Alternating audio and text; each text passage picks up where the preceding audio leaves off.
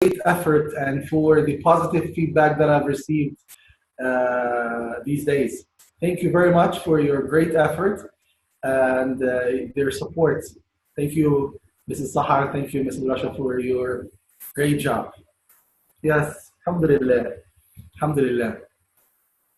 But and they gave me the feedback. As you know, I received the feedback one by one before it is sent to you. So I want to talk to you about the speaking. Before I start talking about today, we're going to talk about grammar and listening. But before that, inshallah, we will talk about speaking, order to get the best benefit out of it. Number one, you need to know how to get the benefit from this speaking course. It's a separate course. You can hardly find it anywhere. You can hardly find a trainer like Sahar and Rasha with you twice a week in any other course to give you a written feedback, what session by session, side by side with the training, with the course that we are studying together. So you need to get the best benefit, the highest benefit out of this course. How? Number one, you will have a session with Sahar or Rasha.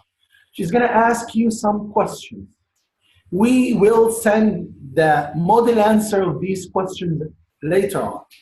So please, when you talk to her, try to speak English, 100% English. Train yourself to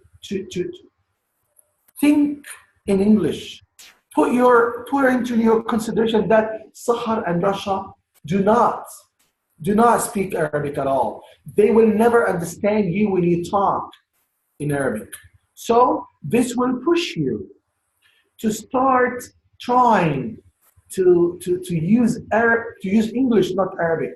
This will help you in the future to think in English. Think in English instead of Arabic. So as long as you put in your mind that this trainer knows Arabic, so you will use Arabic. Please, forget about it. Forget that. Okay. The camera doesn't work. I'm sorry for that. Can you see me? Can you see me now? Sorry. Okay. I think it's working now. Yes, okay now? So, Sahar and Rasha, they are from the La La Land. The La La Land people do not speak Arabic. The La La Land people do not understand Arabic. Okay? They are from the La La Land. So they don't know Arabic at all. They only know English. So whenever you want to talk to them, please avoid Arabic at all. This will help you a lot. It's number one. Number two, once you receive the feedback after the session, you need to practice it. Practice the answers. So add the answers, add the vocabulary, add the expressions to your own. For example, if somebody asks you to, for example, if you ask me tomorrow, September tomorrow, I have an interview, and I don't know the answer of blah blah question. I will tell you the answer. You will practice the answer. You will memorize the answer. So once you have the interview, you will say the answer as if it comes from your own mind. So this is what we want you to do in the IELTS. So we will send you every session the model answer of all of the questions that you have been asked. Then you need to practice them. Record them. You can just read them while recording. Read them, record for yourself, then listen to them لو انت مش عندك وقت انك تقراهم كتير وتحفظهم، خلاص سجلهم بصوتك واسمعهم كتير وانت سايق، وانت بتكوي، وانت بتلبسي الولاد، وانت بتطبخي وانت واقفه في المطبخ. Whenever you have free time, driving time, housework time, listen to them and practice, practice, practice, repeat, repeat, repeat. This will help you a lot, a lot. زي ما قلت لكم مرة فاتت، يكون عندنا blocks of sentences ready. Whenever you want to recall them, they will come like this. This is the best way to get the benefit out of this speaking course. Number 2. يا جماعة, I said that in the recording that I sent to the group today. والله العظيم, والله العظيم, والله العظيم.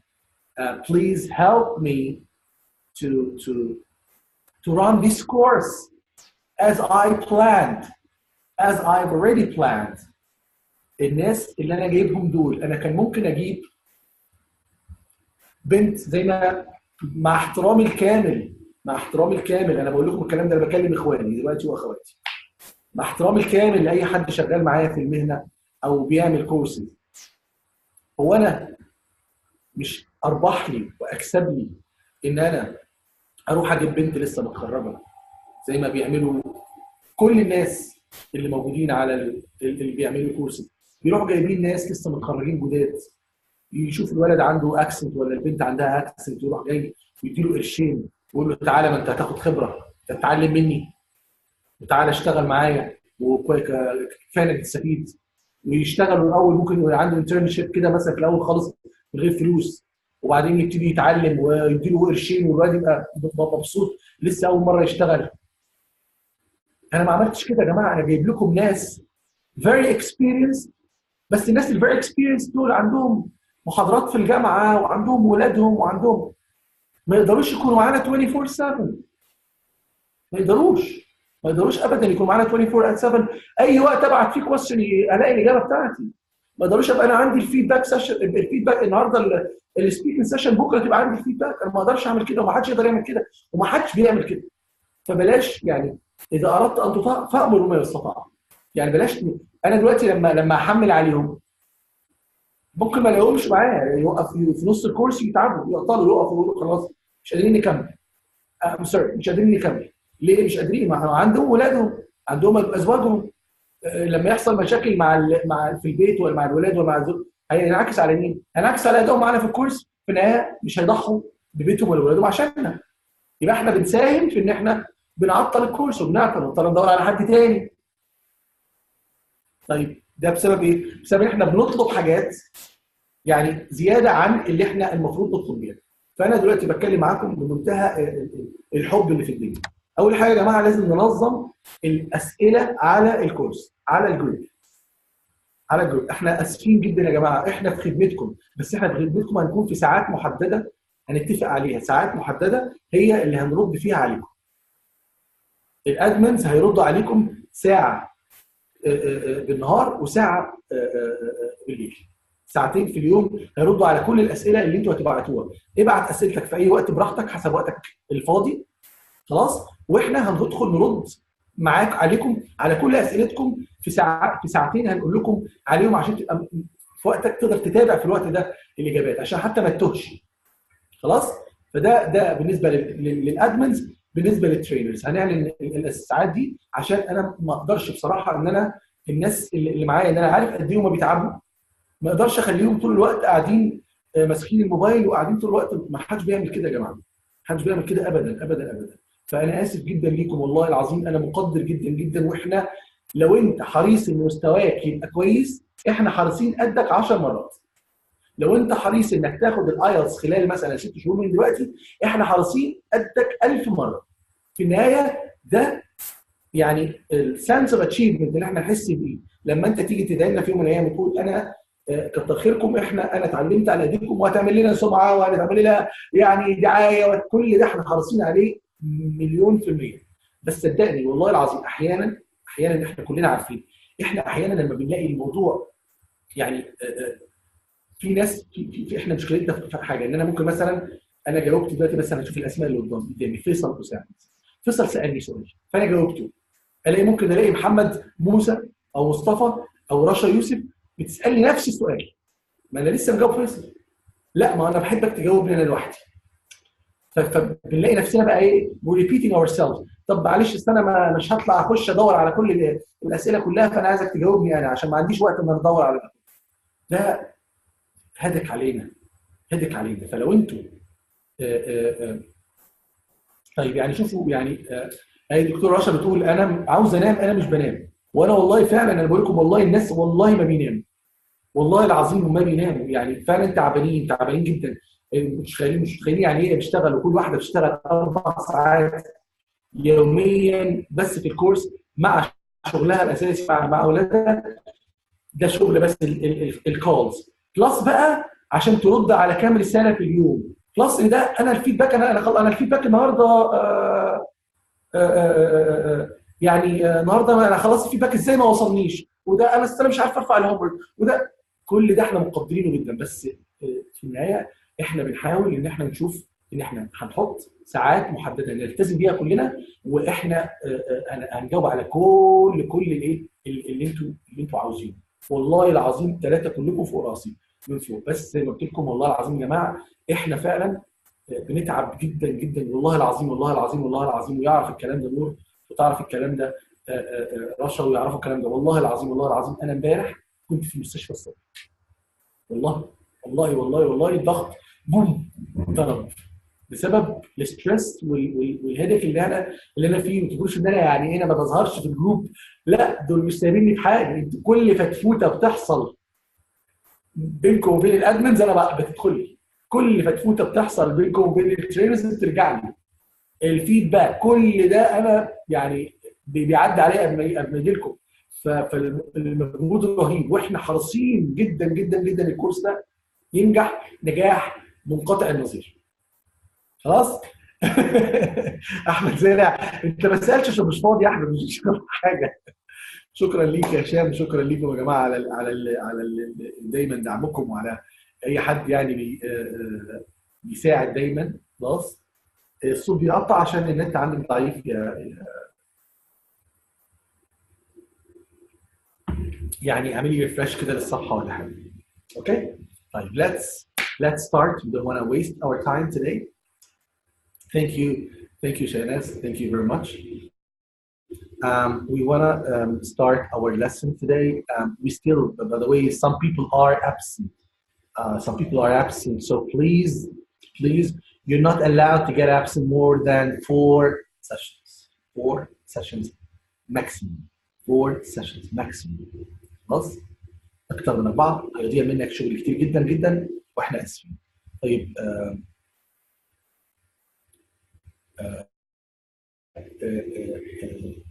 في أماني سليمان رفع إيديها، فأنا عاوز أعرف أماني. طيب do you have any suggestion or you want to say something? Please go ahead. ربنا يخليك يا دكتورة سارة، تسلمي يا رب. تسلم يا دكتور محمد، الله يبارك فيك يا حبيبي، تسلم يا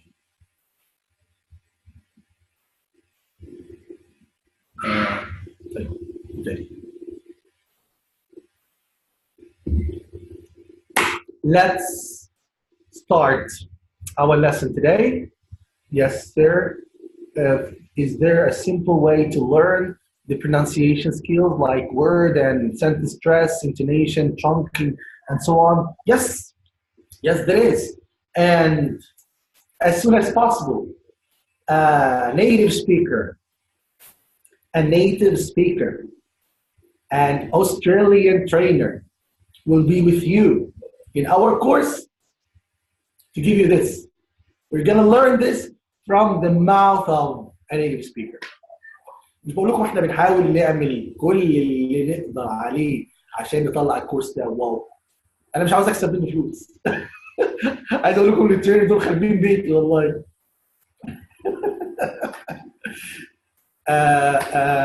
انا عاوز في نهايه الكورس ده يتقال خلاص. ربنا يخليك يا مان. في نهايه الكورس ده يتقال ان احنا حضرنا كورس اونلاين ما اتعملش قبل كده ومش هيتعمل بس. ف يعني انا كنت لسه بكلم، انا يعني دخلت متاخر دقيقتين ثلاثه لان انا كنت بكلم الترينر.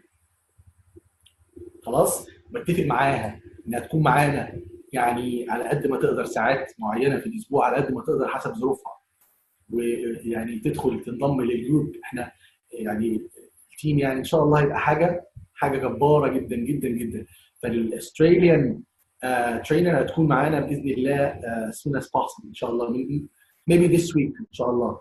وهيكون في سيشن نتكلم معاكم بس على الانتونيشن والاكسنت والكلام ده كله. احنا حلوين يعني، بس لما تبقى من نيتيف سبيكر تبقى العمليه يعني احلى، نتعلم كلنا. Okay, let's start our lesson today. We're going to start the listening first. After that, I will continue the grammar. As I told you before, every session we will have one grammar session, grammar for IELTS. Yes. Alhamdulillah. Alhamdulillah, we collected this number with this mouth word. That's it. With the word of mouth.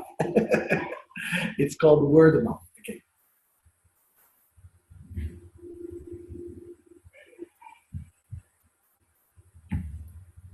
Okay. Now, thank you, Sham. Jazakallah khair, Habib.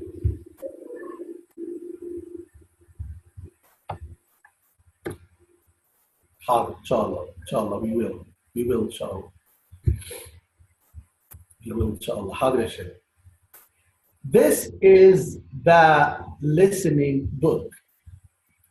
I shared with you the book and the audio.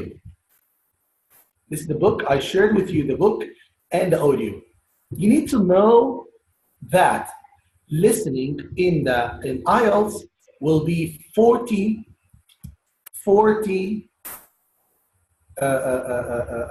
minutes. Okay. You will have,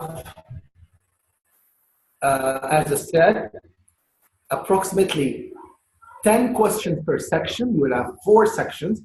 The first section will be a dialogue between 2 speakers. The second section will be 1 speaker, 1 presentation, talks about non-academic topic. Okay? And the third will be 3 to 4 speakers discuss. محدش يشخبط على الكتاب بتاعي لو سمحتوا. Okay, and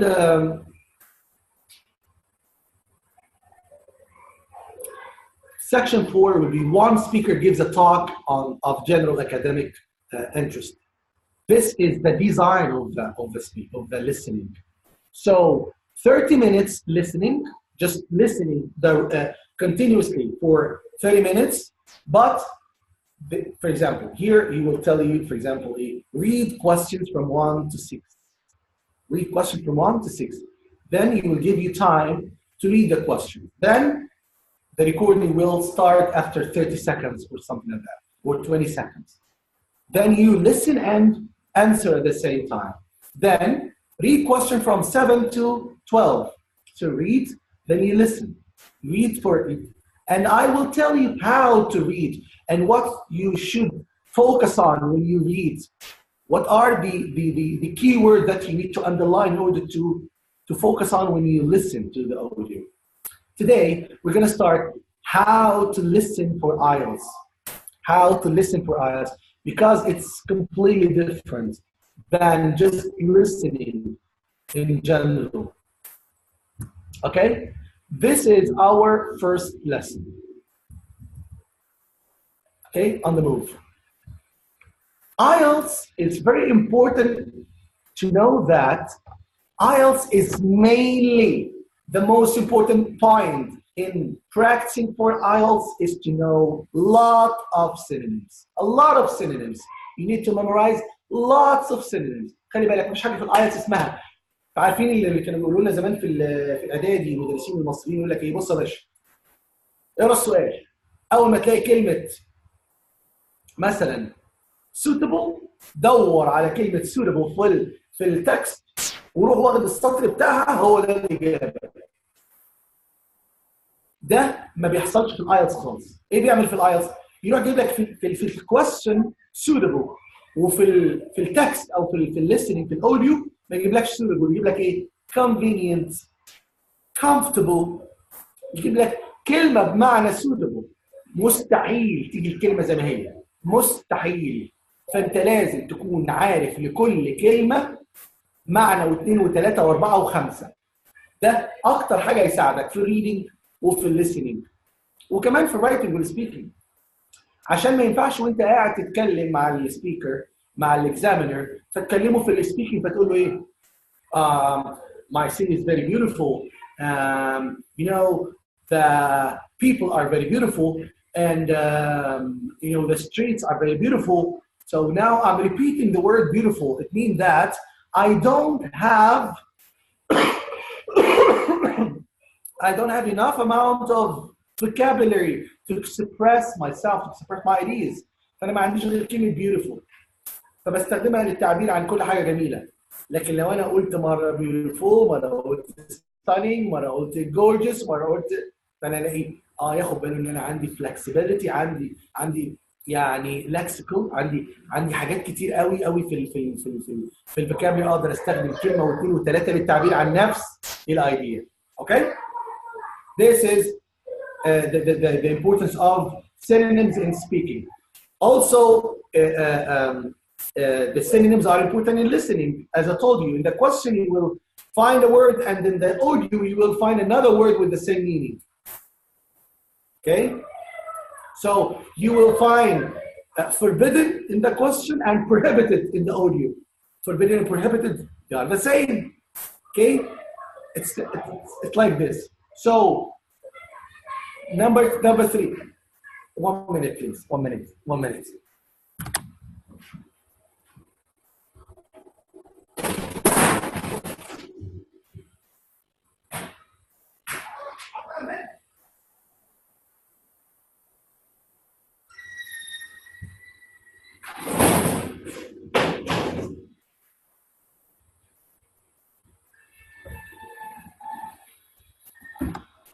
Yes.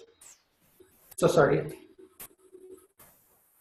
So the importance of using synonyms in reading, also the same thing. You will find something in the reading passage, and the question you will find something different. So you need to know lots of meaning for lots of synonyms for the same word. Okay? That's it. So let's start.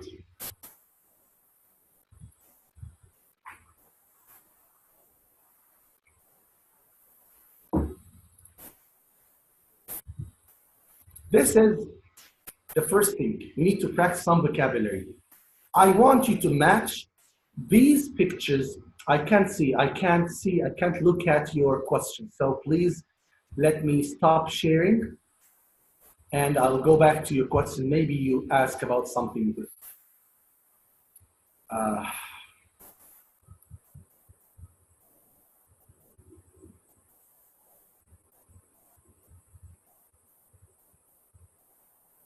So please, Shabab, let's stop sending anything, okay? Don't send anything till I start asking questions. So I'll go back to you, okay? Now we are in page 8. Here from 1 to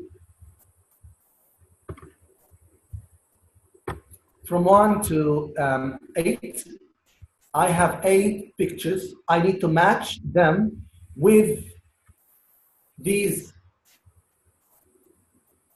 8 words: customers, staff, tour guide, travel agent, passenger, receptionist, tourist, waiter. By the way, these words are very common in the listening. Because normally the audio, the conversation, the dialogue is between a customer and a tour guide, a customer and a travel agent, a customer and a receptionist, a passenger and a tour guide, a customer and a waiter. So if you don't know what do you mean by a customer and a waiter, a travel agent, you will not understand lots of things. So this is the lowest level. We want to know now, what do you mean by this? What do you mean by that?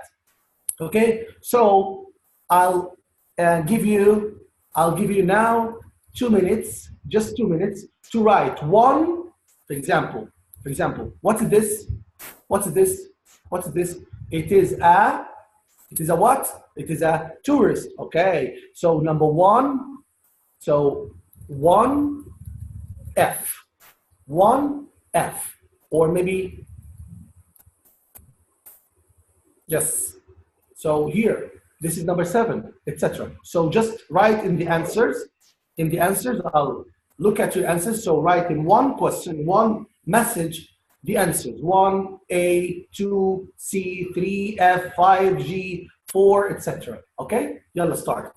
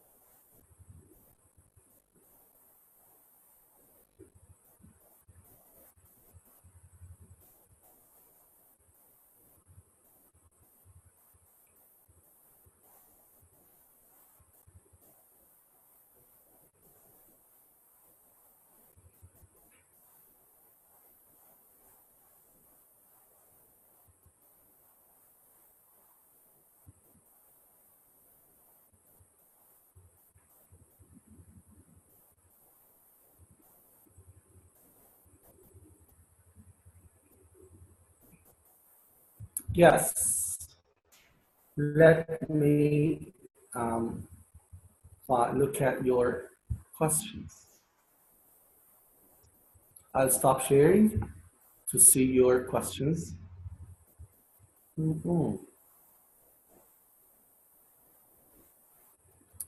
Great. Good job. Good job. One message يا شباب، مش معقول هتكتب كل واحدة في إجابة، مش معقول هتكتبي كل واحدة في سطر. يعني كده ونعمل سبيس ونكتب الأنسر الثانية عشان كده أعرف الإجابات الصحيحة بتاع مين كلها. Okay, good. So the answers are 1F, 2D, 3E, 4H, 5G, 6A, 7B, 8C. So, yalla, kiss your heads, everybody. Very good. So let me go back to sharing the book. Yes, exactly. Very good. Thank you very much. Good job. I will go back to the book again to start the second exercise.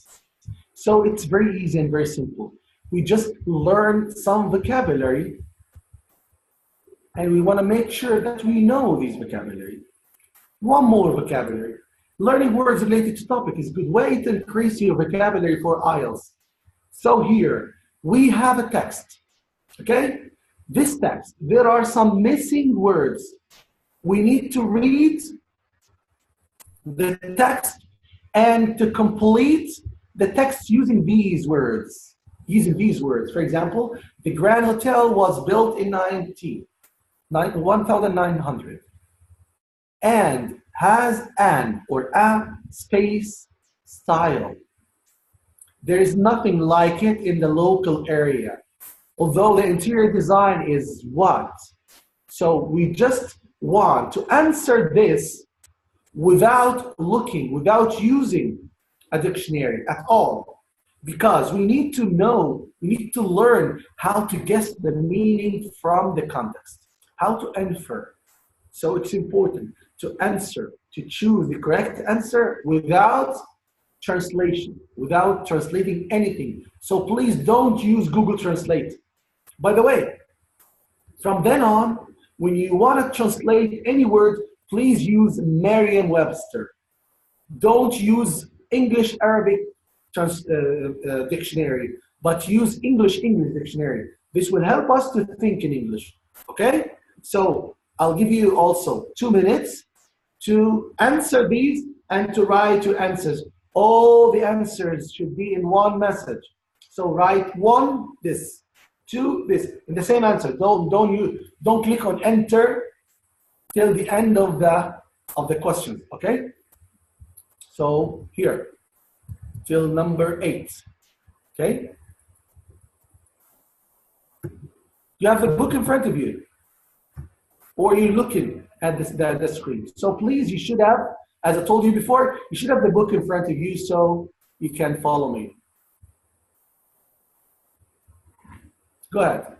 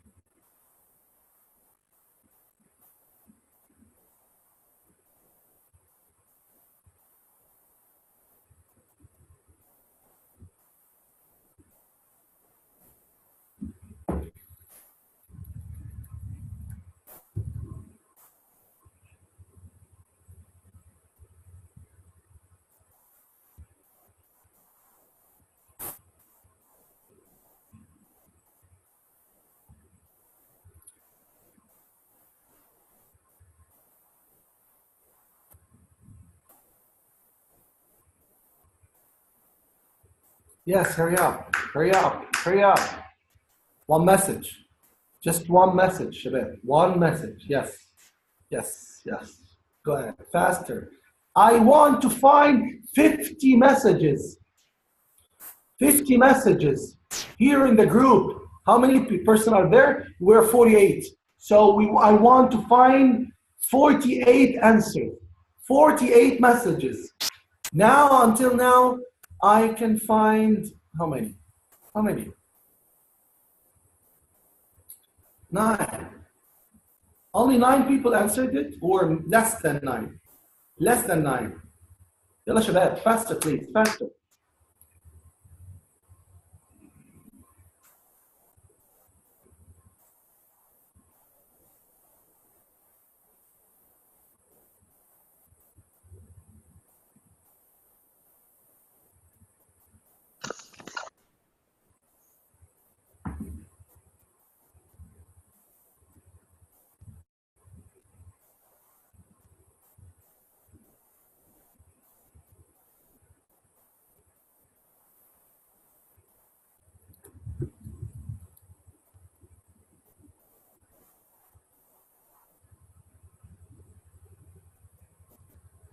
Yes, good.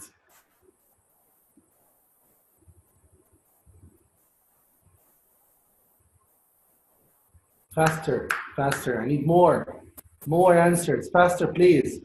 You will not have time in the aisles. You need to learn how to write so fast, to take notes, how to answer faster than this.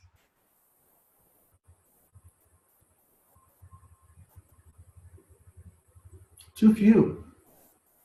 عدد قليل جدا جدا جدا من الناس اللي بيجاوبوا معايا. هل الباقي اما ان هم اصلا مش ما عندهمش الكتاب، او بطاء، او قاعدين سميعه. احنا مش هنسمع بالكلام ده. فانا مش هقدر برضه ادي لكل سؤال وقت طويل جدا، كده انا بضيع وقت السيشن بتاعتنا. احنا وقتنا محدود، فبنحاول نديكم اكبر كم ممكن في اقل وقت.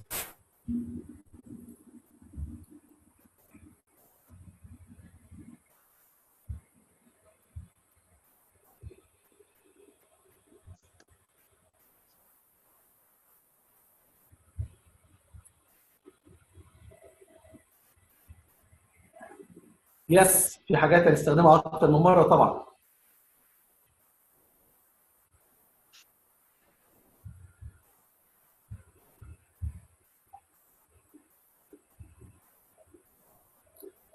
في حاجات هنستخدمها اكتر من مره يا جماعه.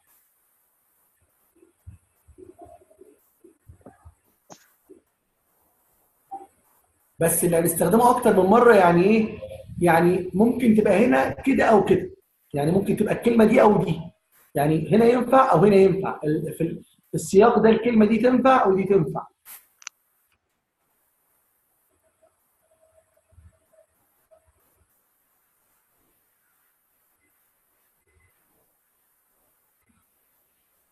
For example, if I say there is nothing like it in the local area, although the interior design it can be old-fashioned or traditional. So both of them are correct here in this context. So it can be old-fashioned or traditional. Both are the same here, the same meaning. Okay?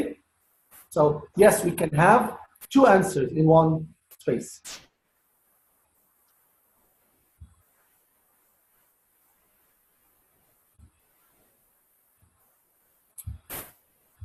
Now it's time. سامسونج جالاكسي اس 7. انا مش عارف مين سامسونج جالاكسي اس 7، وقلنا الكلام ده لو سمحتوا يا جماعه وانتوا بتدخلوا بيبقى فيه سبيس بنكتب فيه اسمنا عشان نقدر نتواصل مع بعض. انا دلوقتي مش عارف سامسونج جالاكسي، عندك مشكله انك تتابعيني من الشاشه. احنا مش هينفع ابدا ابدا نتابع من الشاشه خالص، لان الشاشه دي انا بعمل لها شير شويه وبشيلها شويه. لازم سحر الخيامي. اوكي يا سحر لو سمحتي بعد كده يا اما تطبعي الكتاب او ان انت تحطي قدامك حاجه ثانيه تتابعي فيها، سواء كان موبايل ثاني، سواء كان تابلت، سواء كان لابتوب. سحر الخيامي. طيب فيكون قدامنا حاجه ثانيه نبص منها خلاص، وحاجه ثانيه نشتغل عليها. يبقى اللابتوب قصادي في الكتاب، اقدر اقفل وافتح اللابتوب. يعني المهم انه ما ينفعش يكون اعتماد على الشير بتاعي بس، عشان كده هيفوتك حاجات كتير قوي مش تقدري تشتغل معايا كويس. خلاص تمام. ولما ندخل يا سحر نكتب اسمنا، يعني نكتب الاسم في الايه، في السبيس عشان خاطر الناس كلها تبقى عارفه. اوكي ان شاء الله. I'm so sorry for that، بس يعني انا بقول لك عشان مصلحتك. اوكي ثانك يو سحر. اوكي now let me say the answers. Number one is what? Number one is H. Yes. So when I say the Grand Hotel was built in 1900 and has an or yes, unique style. Who's talking?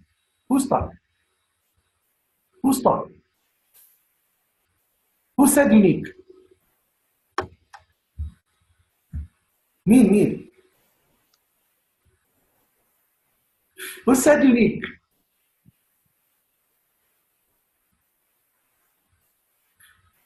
Samsung Galaxy? Sahar, please mute your microphone. No using for the microphone. احنا لو كل واحد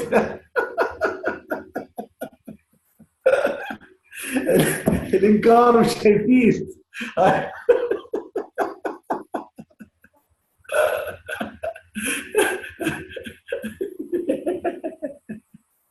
Okay, so you're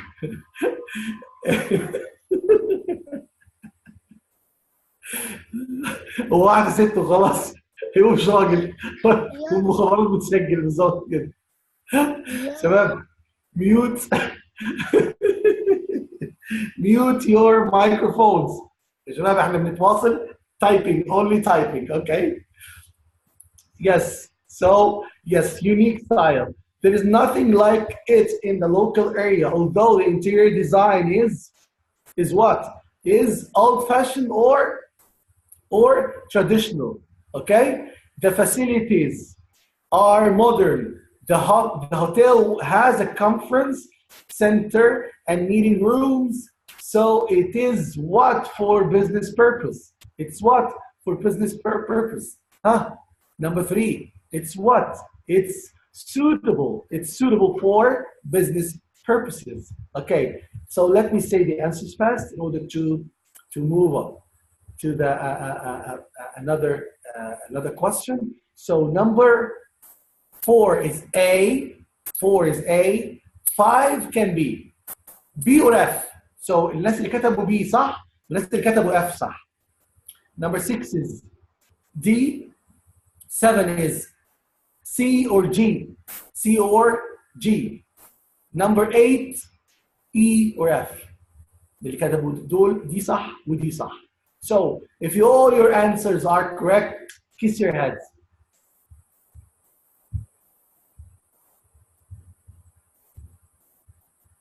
Let's go back to, yes, Sarah.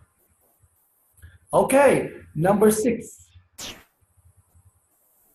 Number six is here. Let me share number six with you.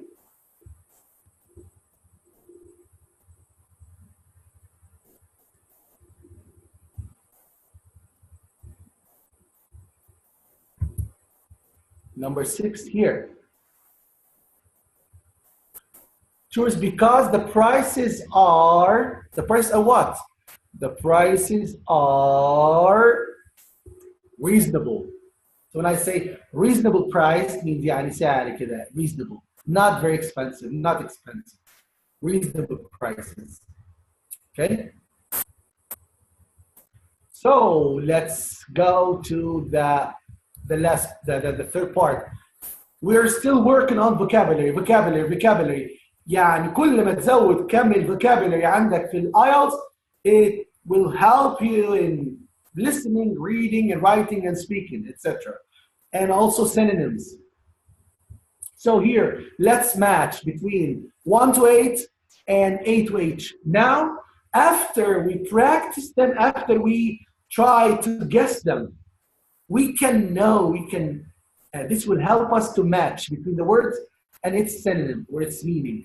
Suitable means what? Suitable, one, means, what should I do here? What's the meaning of suitable? Which word has the same meaning of suitable? Mean,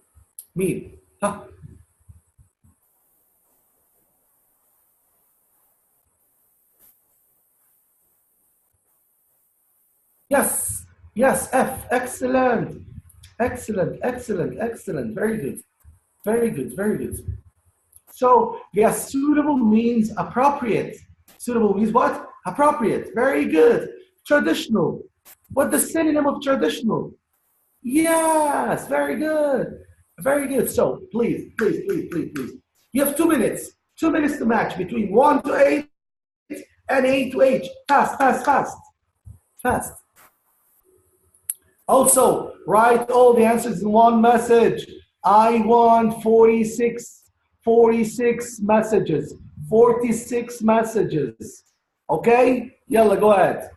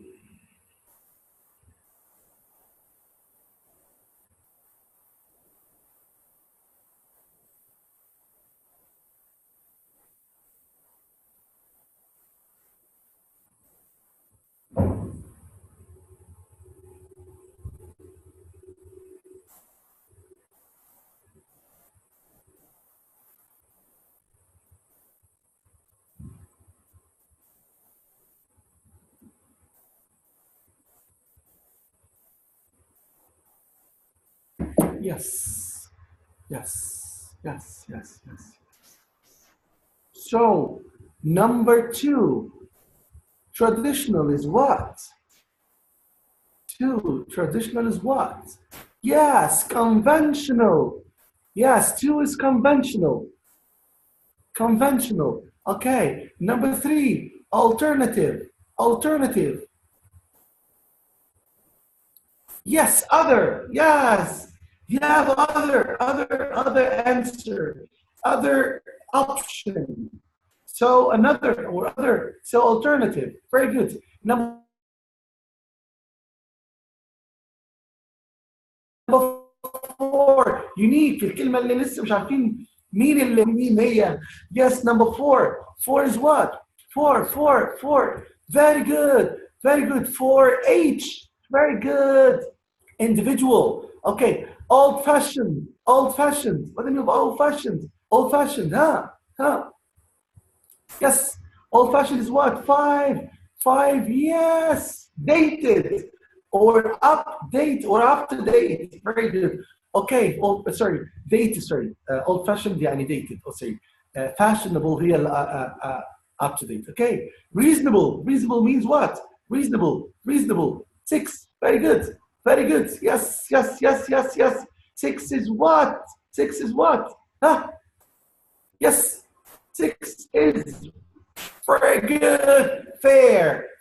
Yes. Fair. Okay. Sufficient. 7. Sufficient. That's of sufficient. E. Very good. Adequate. Yes. Adequate. Sufficient يعني كفاية يعني كده. Sufficient. Okay. Common. And common is what?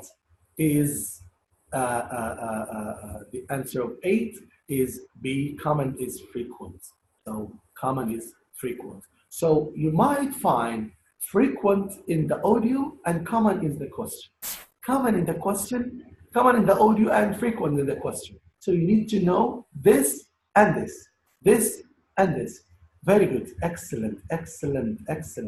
Thank you very much. Thank you very much for all your answers. أنا يعني معلش سامحوني زي ما انتوا يعني شايفين أنا ما بعرفش. أنا راجل في النهاية مدرس. أنا بدخل الكلاس بشرح بالظبط 2 minutes. Not more than 2 minutes. 5 minutes يعني ده لما بقى يعني الدرس صعب والباقي كله زي ما انتم شايفين كده بقعد ألعب قرود. مش انتوا قرود طبعا يعني انا قصدي يعني اكيد مش كلكم يعني.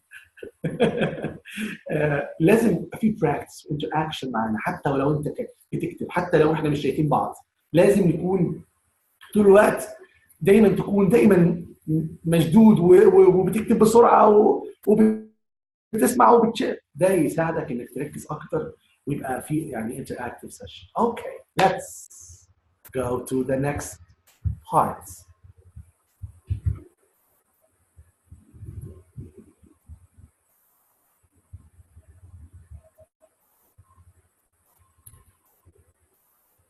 It's very important to know the sentence which does not mean the same as the key sentence. For example, here, the price of dinner was reasonable. لأن بيجي لك في أوقات في listening يروح جايب لك إيه؟ جايب لك question وجايب لك 4 اختيارات. تختاري من وسط ال4 دول الإجابة الصحيحة. فأنت لازم تكوني عارفة اللي جه في التكست إيه والكلام ده عكسه فتستبعديه. فانت لازم تبقى فاهم اللي جه ايه ومعناه ايه فتقول ان ده عكس الكلام ده او مش معناه الكلام ده. فاحنا الاول اتعلمنا ان الكلمه دي معناها الكلمه دي فدي سينونيم لدي فلو دي جات لي او دي جات لي معناها دي الاجابه. لازم كمان بقى نتعلم العكس ان الجمله دي مش معناها الجمله دي. المعنى اللي هيوصل له من السنتنس ده غير ده. زي ما انتم شايفين يا جماعه كل دي احنا بندربكم على مهارات listening for IELTS. الموضوع مختلف تماما عن listening in general. انا مش بسمع فيلم ولا اغنيه ولا حاجه. لا انا بتعلم سكيلز هتشوفوا قدام شويه لما نحل امتحانات IELTS حقيقيه. اللي احنا بنعمله ده كله هيفرق معاكم ازاي. الناس اللي ما عرفتش تجيب سكور عالي في اول مره وثاني مره وثالث مره عشان هم ما اتدربوش بالطريقه دي. دلوقتي بنشتغل معاكم من تحت خالص. مستنيينكم على الطوب الاحمر، هنحط بحاره بقى ونحط بقى الوش الاولاني والثاني والثالث ونروح ايه مظبطين يعني الدنيا. The price of dinner was reasonable. The price of dinner was reasonable. Now we're going to use the word reasonable in a sentence to make sure that you understand it. What the meaning of reasonable? It means fair. Fair يعني not expensive. Fair يعني acceptable. Okay. I thought the meal was a fair price. The bill for dinner was not too expensive. The meal was overpriced. Which one of them does not mean the same as the key sentence? Yes. Yes. I'll go back to your معلش لازم اعمل اوقف شير عشان اوكي ده انتوا ان شاء الله يعني نرمين جاوبة الفور ما شاء الله. ايه ده الناس السريعه دي؟ ايه الناس الشاطره دي؟ ايه الناس الشاطره دي؟ لا ده احنا ممكن نفكر ان احنا ندخلكم الايلتس بعد في نهايه الكورس ده مش في نهايه الكورس اللي بعده. ايه ده؟ فتحيه جار سي سي سي سي سي يس يس. Okay, so yes, number one.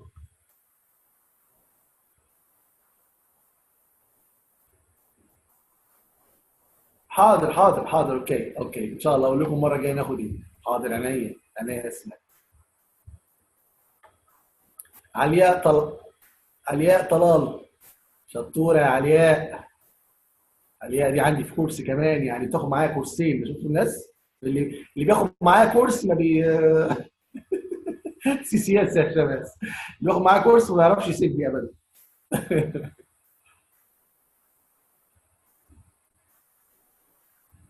اوكي رشا دكتور رشا يعني is flattering you. She said that Nermeen is an excellent student in speaking. She has an amazing accent. ما شاء الله Nermeen.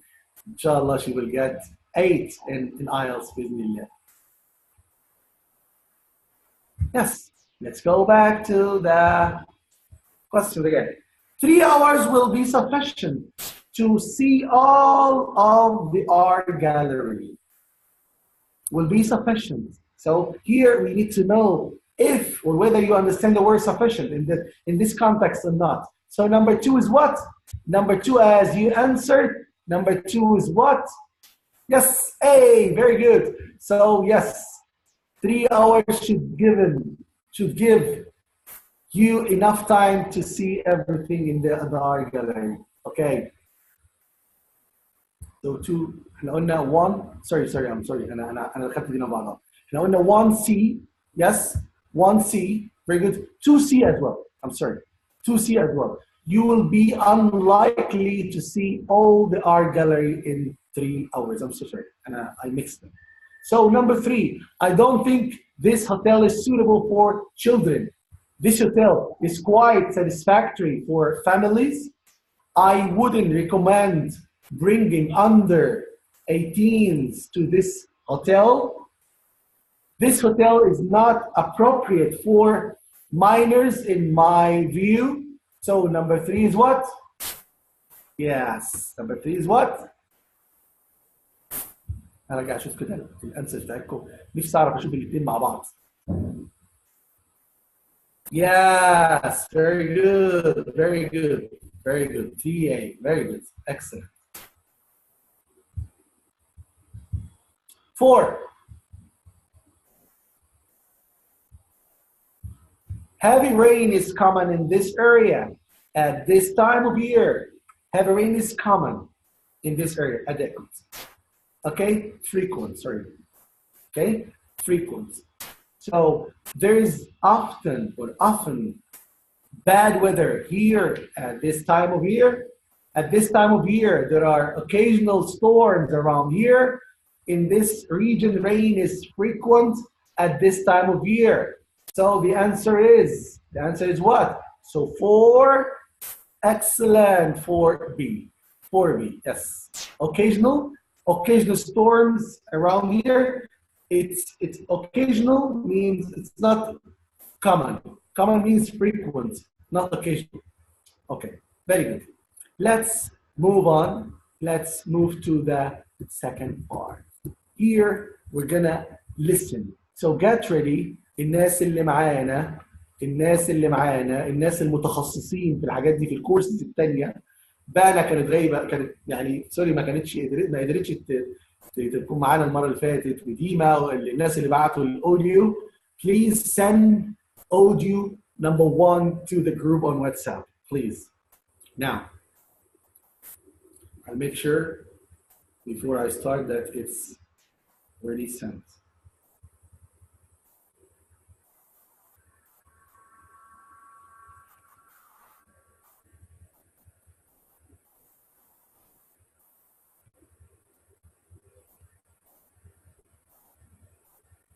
Yes. Okay. So Bana sent it. So no need for sending. خلاص. Only 2 people. علي أبو سارة وبانا بعتوا الاثنين. خلاص. No need. شباب, here we have to listen. We have to listen. So let's read these pieces of advice before we start. So try to predict. Try to predict the answer. خلاص? So you will have time to read the questions, and when you read the questions, try to predict. يعني حاول تتنبأ ايه اللي ممكن يجي لك هنا. ده هيساعدك كتير. خلاص؟ So this will help you focus your mind as you read the questions before you hear the recording. هنا ناقص ايه؟ ناقص ايه؟ أنا لازم أفكر. أنا هسمع إيه؟ هبقى هنا اسم بلد، أوكي، وهنا رقم، وهنا يوم، وهنا، فلو أنا بسمع هبقى مركز على إيه؟ لو جه يوم اكتبه، اسم بلد أروح كاتبه، وهكذا. فلازم أتنبأ من خلال السياق اللي أنا شايف قصادي إيه الكلمة اللي أنا هسمعها، خلاص؟ So ask yourself, what is the subject of the answer? For example, is it a name, a date, a country? يعني السؤال ده انا مستني ايه؟ مستني اسم شخص ولا اسم بلد ولا تاريخ ميلاد ولا بتاريخ يوم في الاسبوع ولا ايه؟ طب الكلمه اللي انا مستنيها دي، هل السياق بتاع الجمله الكلمه اللي ناقصه هنا، انا هنا محتاج فيرب، انا هسمع فيرب، ولا محتاج هنا عشان يكمل الجمله دي ناون، فانا اسمع ناون ولا ادجكتيف ولا ادفيرب؟ يبقى ده جرامر بيساعدنا هنا. يعني بيقول لك ان ما تتعلمش جرامر، من غير جرامر مش هتعرف تبقى تتنبأ ايه الكلمه اللي ناقصه هنا. اوكي؟ and also يعني هنا انا بعمل ايه؟ هل ده سؤال ولا ليست ولا تعليمات ولا ايه بالظبط؟ شوف كده مع بعض الاكزامبل ونطبق كل الكلام ده واحنا بنسمع.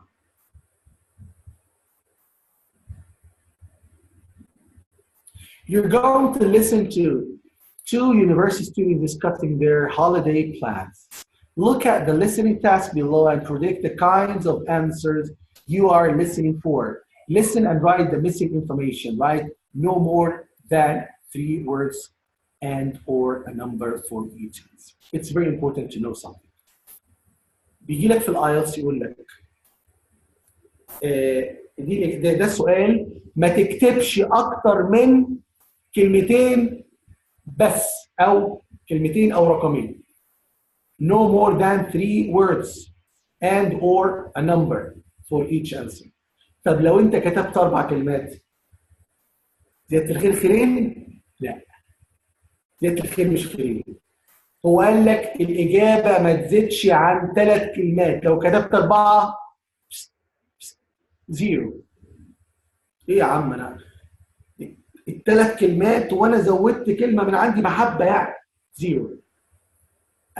بجود زيرو، بوري له يعني ان انا عندي يعني بعرف زيرو. قال لك ما تزودش عن 3 كلمات، يبقى لو زودت عن 3 كلمات بتاخد 0. الناس بتوع الايلتس دول البريطانيين ما بيهزروش. قال لك ما تزودش عن كلمتين يبقى هتكتب 3 كلمات 0. فهنا لازم يقول كده، هحطها لك كابيتال اهو. Write no more than 3 words or a number for each answer. So you're going to listen and write here the answer. Before, okay, we want to to look at this one. Destination. What's your prediction? What's your prediction? الديستنيشن ممكن تكون فيه ايه؟ تنبأ كده بايه؟ الديستنيشن يكون ايه؟ length of holiday, type of holiday. معلش انا اشوف كده ايه، ارجع تاني بس اشوف الكويستشنز بتاعتكم. occasional يعني موسمي، بشكل موسمي. اوكي؟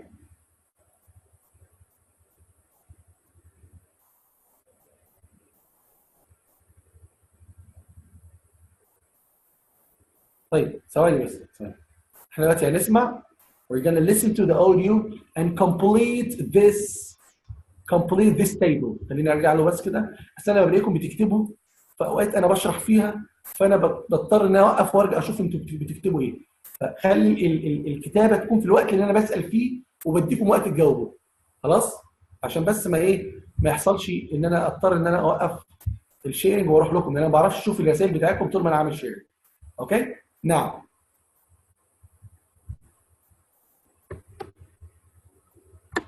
Here you have this table. You are going to listen to the audio number 1. Okay? Listen to the audio number 1 and complete this audio. خلاص? So before you listen, try to predict. يعني predict يعني حاول تخمن ايه اللي ممكن يجي لك هنا. destination ممكن يكون مثلا ايه؟ يعني ايه destination؟ destination يعني الجهة المقصودة، المكان اللي انا رايحه. يعني for example, if I'm traveling from Egypt to Turkey, so my destination is what? Is Turkey. If I'm traveling from Cairo to Jeddah, so my destination is Jeddah, مش not Cairo, Jeddah. Length of holiday. So length of holiday can be 2 weeks, 1 week, etc. Type of holiday, I mean business, for example, for business or etc. So let's start listening to the audio.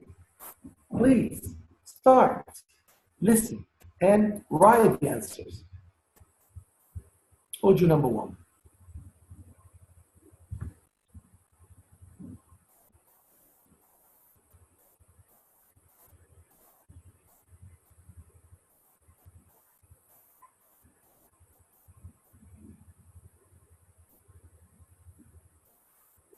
لا مش نفس الاوديو اللي سمعناه المره اللي فاتت.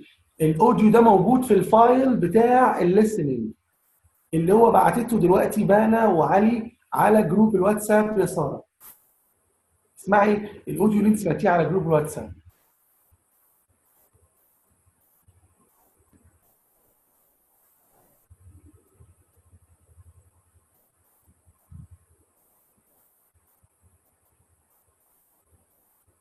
Collins English for Exams. Listening for IELTS. Copyright HarperCollins Publishers 2011.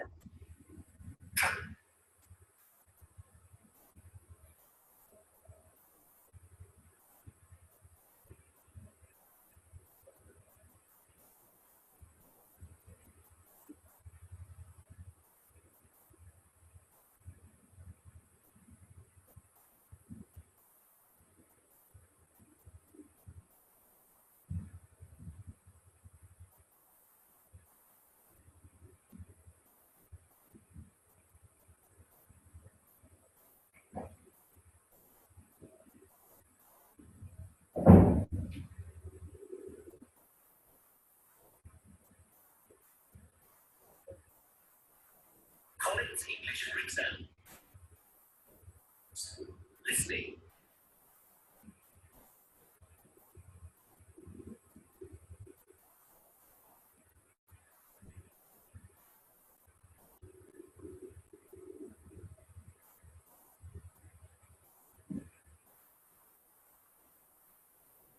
ديما، نسرين، علي، احمد الجمال. Very good. احمد مجدي مصمم يخليهم كلهم في one message. يا احمد. هشام عمر. Excellent. كم okay 6 weeks. Yes, 6 weeks. Okay, working holiday. Okay, very good. يلا يا شباب. نور. Very good.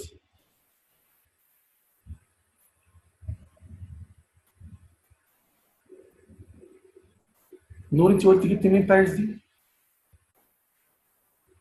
باريس ولا مكسيك؟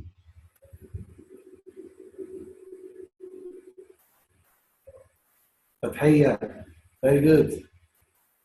محمد سليم excellent. بانا very good. أنا كيوان كي very good. بانا السبيعي كي. مصطفى سحر أيوة يا سارة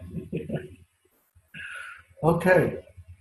ممدوح سعد excellent. محمد مصطفى فيصل excellent. رشا الشيخ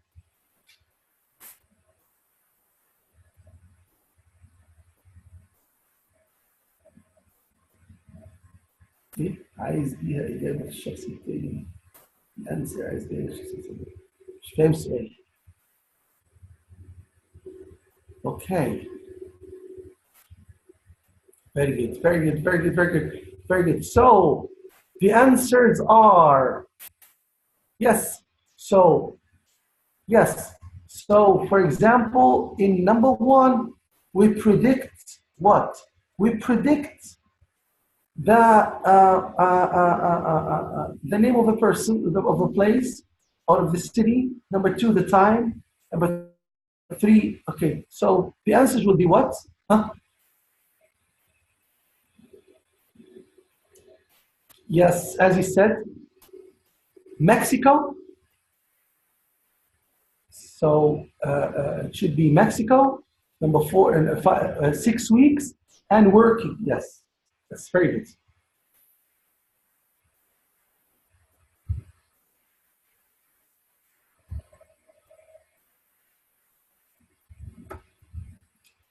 نفسي أعرف أعمل الاثنين مع بعض. During IELTS exam, is it good to write the answers in capital letters? It depends. انت لازم تكون بيقولوا بعض الناس بيقولوا الكابيتال طبعا لو كان اسم الشخص لازم يكون تبدا بكابيتال لتر. خلاص؟ بدري عليه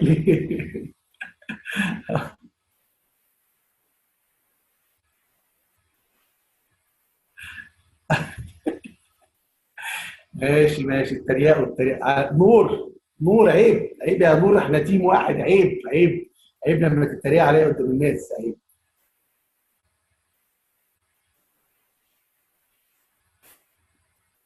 البريدكشنز البريدكشنز اقولها تاني حال البريدكشنز.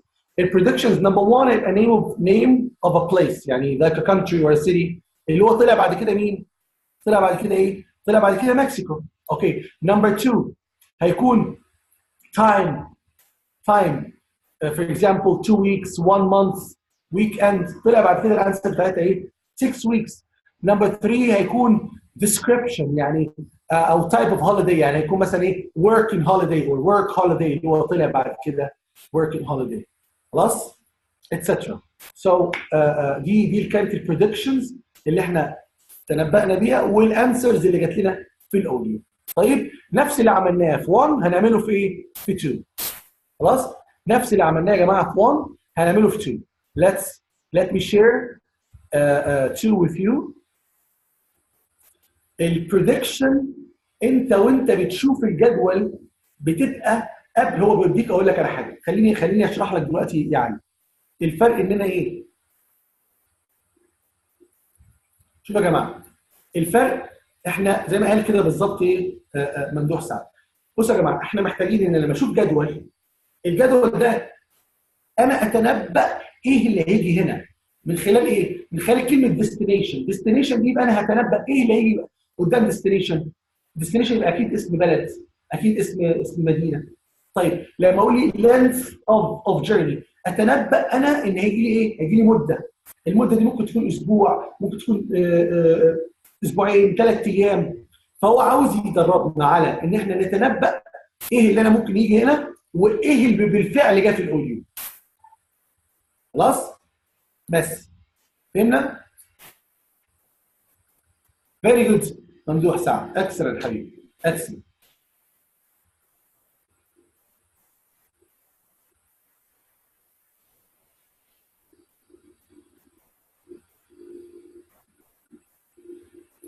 يعني هنا قال ايه؟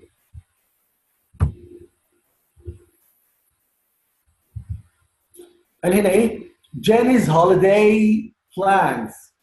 جاني راح مكسيكو، انما التاني هو اللي راح باريس.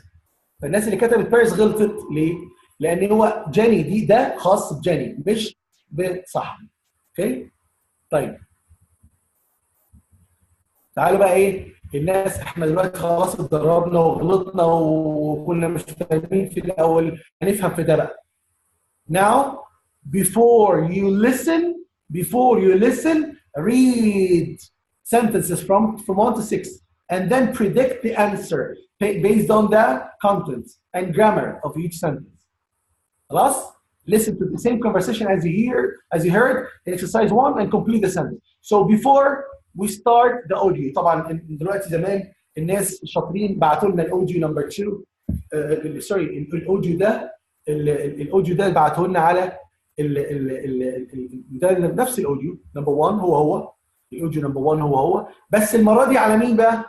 المره دي على ستيف. المره دي على ستيف مش على مش على جيني. اوكي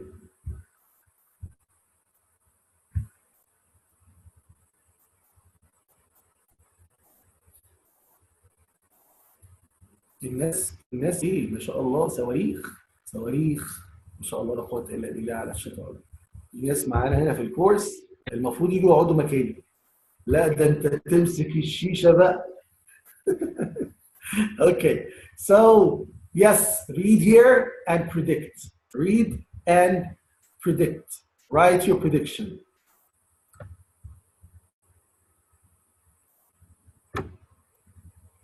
Steve is going on holiday for ايه اللي ممكن يجي هنا يا جماعه؟ ايه اللي ممكن يجي هنا؟ انا اتنبأ. ايه اللي ممكن يجي هنا؟ is going for holiday for what؟ ايه اللي ممكن يكون؟ اتنبأ ان هنا ممكن يكون ايه؟ prediction اللي ممكن تكون ايه؟ what for 2 weeks for 1 week for 1 month. طيب ماشي جميل. He's going on holiday with his يبقى انا هقول هنا مثلا ممكن تكون ايه؟ name of a person او with his friend or with his family or with يبقى انا وانا بسمع الاوديو هبقى مركز ان انا ايه اللي هيجيني هنا. طيب نمبر 3 he's going on holiday in order what French يبقى انا هبقى افكر كده in order what French. ها شوف ايه اللي ممكن يجي لي نمبر ايه؟ نمبر 3. طب لازم هنا في verb to speak French, to learn French, okay, to acquire French, etc. So listen to the audio and complete the answers 4, 5, and 6. So yes, you need to find 3 answers. يلا شباب listen please.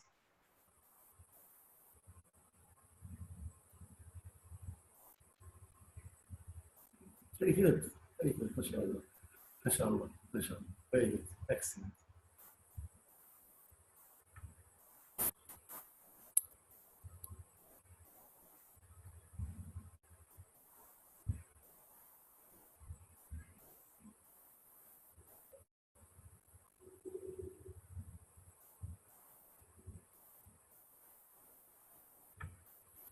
لا ما هو الاوديو ما تمش ارساله لان هو نفس الاوديو اللي فات. انا قلت الاوديو نفس اللي فات يا جماعه.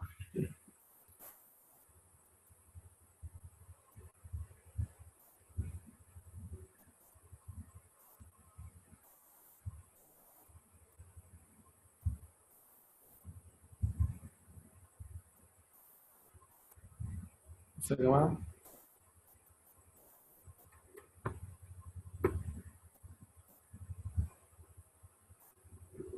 so هنا audio number 1 هنا audio number 1 برضه. Okay, C1. So the same audio.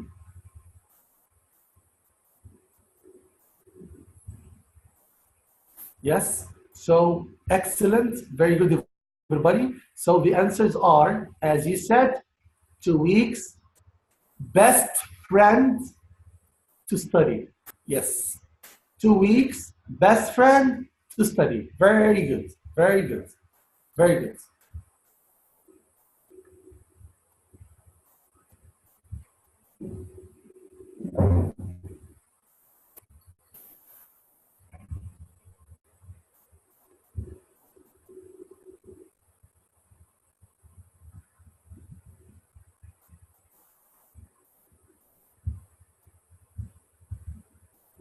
Now it's time for the next question. But this time we will complete.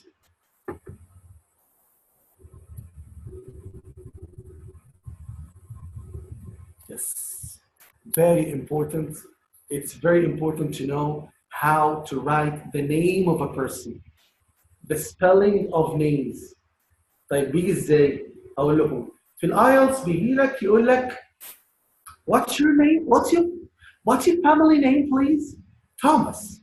Could you tell me the spelling of Thomas? Yes, Thomas. لو انت وانت بتكتب وراه سرحت الجزء من الثانيه او سمعت البرونسيشن بتاع الحروف فقلت انت سمعتها ايه اتش وانت بتنطقها اتش مش عارفها واقول لك هنا ام اي اس دي انت مستني يقول لك ام اي اس فلقيت نطقها لك بطريقه مختلفه ما عرفتهاش تكتبها وراه ما عرفتش تكتبها وراه راح منك ايه السؤال ده فلازم تبقى عارف ازاي الحروف بتتقال how to say the alphabet so A B C D E F مش F E F G H مش H H I J مش G J K L M N O مش O هيقولها لك كده O P Q R وهتلاقي البريتش اكسنت يقول لك كده فتبقى عارف ان دي يعني R. Okay, so for example, it can be Robert. So tell me the spelling of Robert. هتلاقي يقول لك يعني R. Okay, STUVWXYZ. So this is the pronunciation of the alphabet that you need to learn. Okay, so look at the form below. In this, we're an exam task. Okay, and you'll be listening for place, time, date, etc. So here, full name. So here you will hear a name of a person. Okay, a telephone number, flight number, departure or depart London Heathrow. So we will complete this information, but in the homework because I will stop here in order to start the grammar. Okay, number 3, 4, the same way. Then you will listen to the audio. The previous one you write only some assumptions. يعني تقول لي كده ممكن تكون ايه اللي موجود هنا. اكتب write any name of a person, write any date of arrival, write any date of departure in the previous ones. But here you need to listen to audio number 2 and complete this. Listen to audio number 2 and what? Complete this. So the previous ones again, here you complete this, okay, and write name of a person here, write a date, write etc. beside each one. But here you will write what you already hear, what you already heard in the audio. يبقى اللي فات هتألف هتتخمن هتتنبأ وده هتكتب فعلي. يبقى انت بس اللي فات ده بيساعدك انك تعمل بريدكشن بتشوف انت فاهم يعني ايه لما يبقى عندك نيم يبقى انت هتكتب اسم بني ادم، عندك تليفون نمبر يبقى رقم تليفون، عندك ديت اوف ديبارتشر يبقى اتوقع ان هو يكون الميعاد يعني رقم يوم وشهر، روم تايب يبقى توين روم ولا سنجل روم هيكون، وهكذا. كل ده انا محتاج ان انا اتنبأ بيه في التو اكسرسايز اللي فاتوا. وفي ده هنا في نمبر 5 بنسمع للاوديو وبعدين بنجاوب، بنسمع للاوديو وبعدين بنجاوب. اوكي، انا عاوز الجزء ده كله نشتغل عليه، ده برضه هنسمع له ونجاوب، ماشي؟ وده هنسمع له ونجاوب. انا عاوزكم تخلصوا الجزء الاخير ده كله خلاص لحد بيج هنا، لحد بيج 15. كل ده لازم يتعمل من دلوقتي لغايه يوم الجمعه الجايه. خلاص، يونت 1 ده كله لازم يتحل، لازم يتحل. احنا لازم نشتغل كويس جدا. انا خلاص دوري ان انا بشرح وبدي اكزامبلز وبعمل موديلنج وبديكم جنرال بيسز اوف ادفايس، وبعدين انتوا دوركم تعملوا ايه؟ تعملوا براكتس كتير. فانا خلاص موديول انا مش هروح له، مش هرجع له على كده، خلاص على كده. انتوا كده لازم تحلوه كله للاخر، كله لازم يتحل. صور، ابعت على الفولدر بتاعك في الايه، في الجروب الجوائي. تمام؟ عشان دلوقتي انا لازم اروح للجرامر. Any question before I move to the grammar؟ معلش هشام يا حبيبي، احنا النهارده ايه؟ النهارده الاثنين. خلاص؟ النهارده الاثنين. ماشي؟ ايوه، كل التمارين النهارده الاثنين. انت لو قعدت على اللي انا بقول عليه ده يا هشام بالظبط مش هياخد منك ساعه. لا والله، لا تطلق ولا تستقيل، انت اصلا عاوز تطلق بس ان شاء الله مش هندي لك فرصه.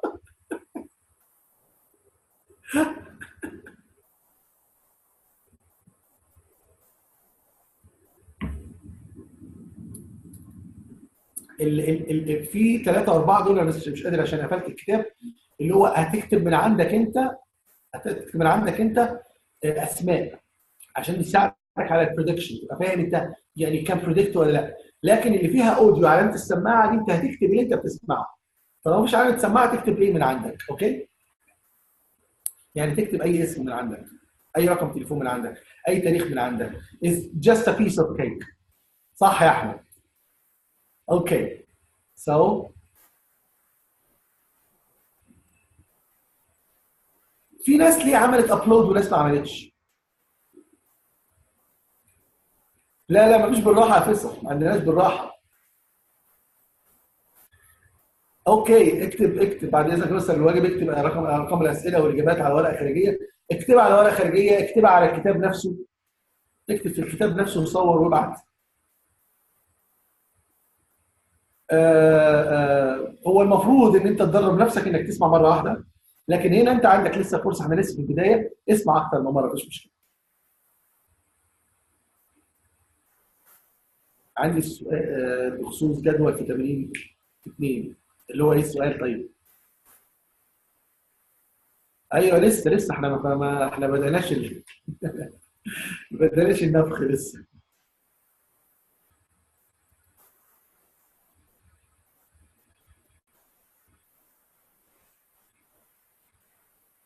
طب معلش لو في الاخر بس حد يلخص ايه المطلوب، لان كنا ضايعين المره اللي فاتت ومحدش تقريبا فاهم حاجه. المطلوب في ايه بالظبط يا هشام؟ عشان خاطر انا مش عاوزك تبقى ضايع. قول لي انت عاوز تفهم ايه بالظبط دلوقتي حالا قبل ما نخش. الفرق في الهوم ورك ده هتحل كل الصفحات لغايه اخر نهايه يونت 1. ماشي؟ كله لازم يتحل، كله لازم يتحل. تمام؟ ايه الفرق بين القسمين؟ القسمين ايه بالظبط يا محمد علي؟ طيب شكرا يا بانا، شكرا يا بانا، جزاكم الله خير. بانا يا جماعه في نهايه الدرس هتبعت كامل كل حاجه مطلوبه مننا كواجب بالصفحات والارقام، هتكتبوا لنا وتحطوا لنا على الجروب. شكرا يا بانا على تعبك. نور بتقول لنا اهو الهوم ورك من صفحه 11 ل 15 كل التمارين، يعني لازم يخلص. احنا مش جايين نتدلع، اللي جاي يتدلع يروح لحد تاني يدلعه. انت بتدلع يعني ايه؟ انت بتروح الشغل المدير بيدلعك، وبترجع البيت المدام بتدلعك، وهتجيلي كمان ادلعك؟ لا. ومش هينفع بقى ايه. خليك بعد خير، قلنا ما هي ما بتقولش، هي مش هينفع تقول حاجه كده.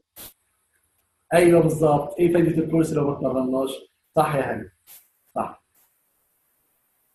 يس listening book. يس very good. So لا والله والله يا ساره اسماعيل، اسماعيل والله اللي انا قلت عليه ده الاربع صفحات دول بالظبط بالظبط هياخدوا منك وقت ساعه. الله يعينك ويقويك يا محمد اسماعيل، الله يعينك يا حبيبي.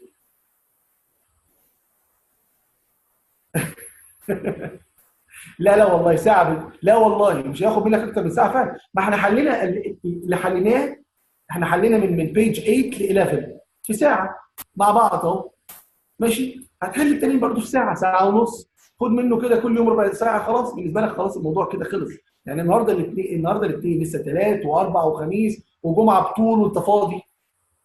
الله يقويك. معلش معلش يا جماعه، كل واحد في جيبه يطلع 10 ريال ولا 10 جنيه، وعشان خاطر هشام عمر بس يعني ايه نلم له فلوس عشان خاطر صعبان عليه.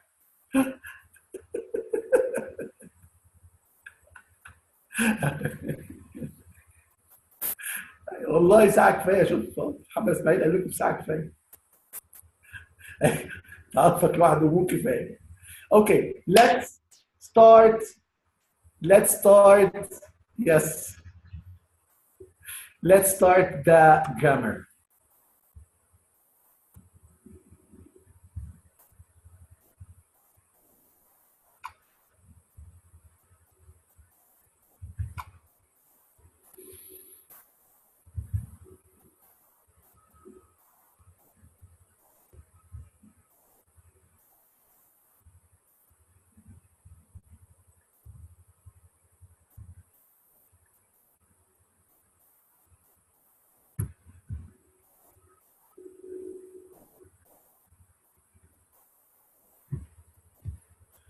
As I told you, we don't learn grammar to choose the correct answer. We learn grammar in order to improve our speaking and writing, in order to learn. And I've just told you that we learn grammar also to improve listening, to predict that the missing word is a verb, is an adverb, is an adjective. Without grammar, we can never predict. We can never predict. Last time we were talking about the simple tenses. So we learned the present simple, the past simple, and the present perfect simple. Today we're going to learn the continuous tenses. Continuous tenses. So please open your grammar books on page 11. Grammar books page 11. Yes. توقع الإجابة صح. Exactly يا هنا. الفرق بين القسمين، البريدكشن قبل ما ادخل على الجرامر، البريدكشن انت بتكتب من عندك انت متوقع ايه، والانسر بتكتب اللي اتقال ايه. صح كده؟ excellent. Yes. So open your book on page، انا هنا عندي 11، عندكم انتوا 10 ولا ايه؟ اللي اتاكد page 10. اوكي معلش. اوكي page 10. Let me share the page with you. خلاص شباب. Do you have any question before I start the grammar? Do you have any question?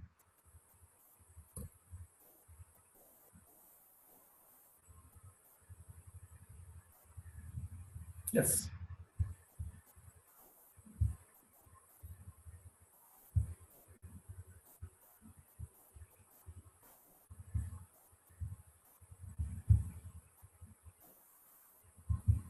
Yes, this is the page.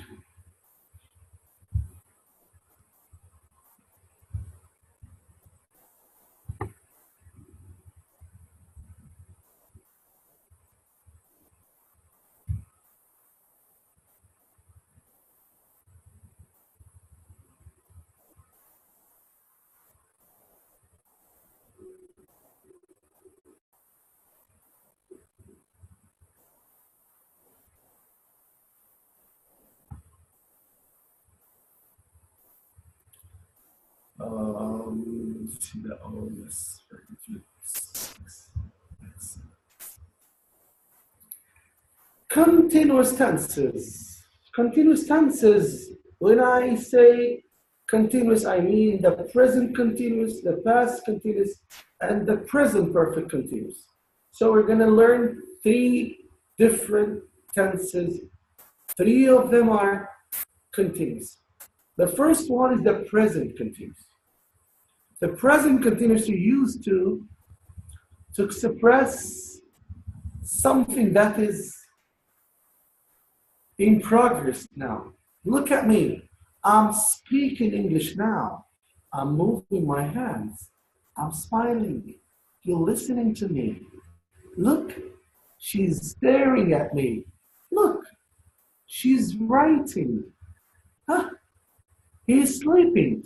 That's hot. Okay. So, this is something is in progress. So to describe something in progress in the middle of speaking, use the present progressive. So use am is are plus verb plus ing. So some people are sitting on the grass and having a picnic. So now they are sitting on the grass and having a picnic. Now you are listening to me now in the middle of speaking, at the time of speaking. And number 2, changes and developments. So for example, you can say, after 2 sessions with Mrs. Sahar and Mrs. Rasha, my English is improving. So, improving. My English is increasing. Okay, so the number of web users who shop online is increasing. Increasing means it's changing, is changing, developing. So يعني في حالة بتتغير بيحصل فيها نمو. يقول لك مثلا the number of population in Egypt is increasing. عدد السكان بتاع مصر بيزيد متزايد is increasing. خلاص؟ مش معناها now، معناها يعني في حالة تغير مستمر. Number 3 وده أنا شرحته المرة اللي فاتت. Temporary situation. My friend is staying in a holiday camp. لما قلت لكم المرة اللي فاتت لو تفتكروا لما قلت أنت جاي جدة جديد فهتقعد مع عيلتك سوري هتقعد مع أسرتك بس أنت أسرتك لسه في مصر فهتقعد بشكل مؤقت في فندق لمدة شهر. ف you are staying in a hotel لأن ده temporary situation. لكن لو أنت قاعد في مكان مستقر فتقول إيه؟ I stay in النهضة district أو I live in جدة. فأنا كده بتكلم بشكل بستخدم ال present simple. لكن لو بتكلم بشكل مؤقت بقول present continuous. المؤقت present continuous. فأقول مثلا إيه؟ I'm working as a part-time in one of the companies till I find another job. أنا كده بشتغل بشكل مؤقت. قلت I'm working. ما قلتش I work لأن أنا مش مستقر في الشغل ده. إنما أقول كده I work as a teacher. I work as a teacher. I work in an international school. Okay? She works in a hospital. She works, not she's working. لكن لو كان temporary situation like this, so you need to use that present continuous. So number 3. So I need to summarize them. Number 1, something in progress. حاجة بتحصل ودلوقتي وأنا بتكلم هي بتحصل مستمرة. Number 2, something changes or development. Number 3, temporary situation. خليني أقول لكم number 4. Number 4 لما يكون حاجة مش now, around now. يعني in the present time. يعني أنا بقول لك مثلا إيه؟ والله يعني these days I'm reading a wonderful or an interesting novel. Once I finish it, you can borrow it. I'll give it to you. يبقى أنا من دول بقرأ في رواية جميلة أوي أو بقرأ في كتاب حلو أوي. أول ما أخلصه ممكن أسلفه لك. So these days I'm reading a wonderful book. Once I finish it, I'll give it to you. So here I'm not talking about now. I mean يعني these days. فبرضه بستخدم فيها present continuous. Okay. Now let's move to the second the second tense. Past continuous.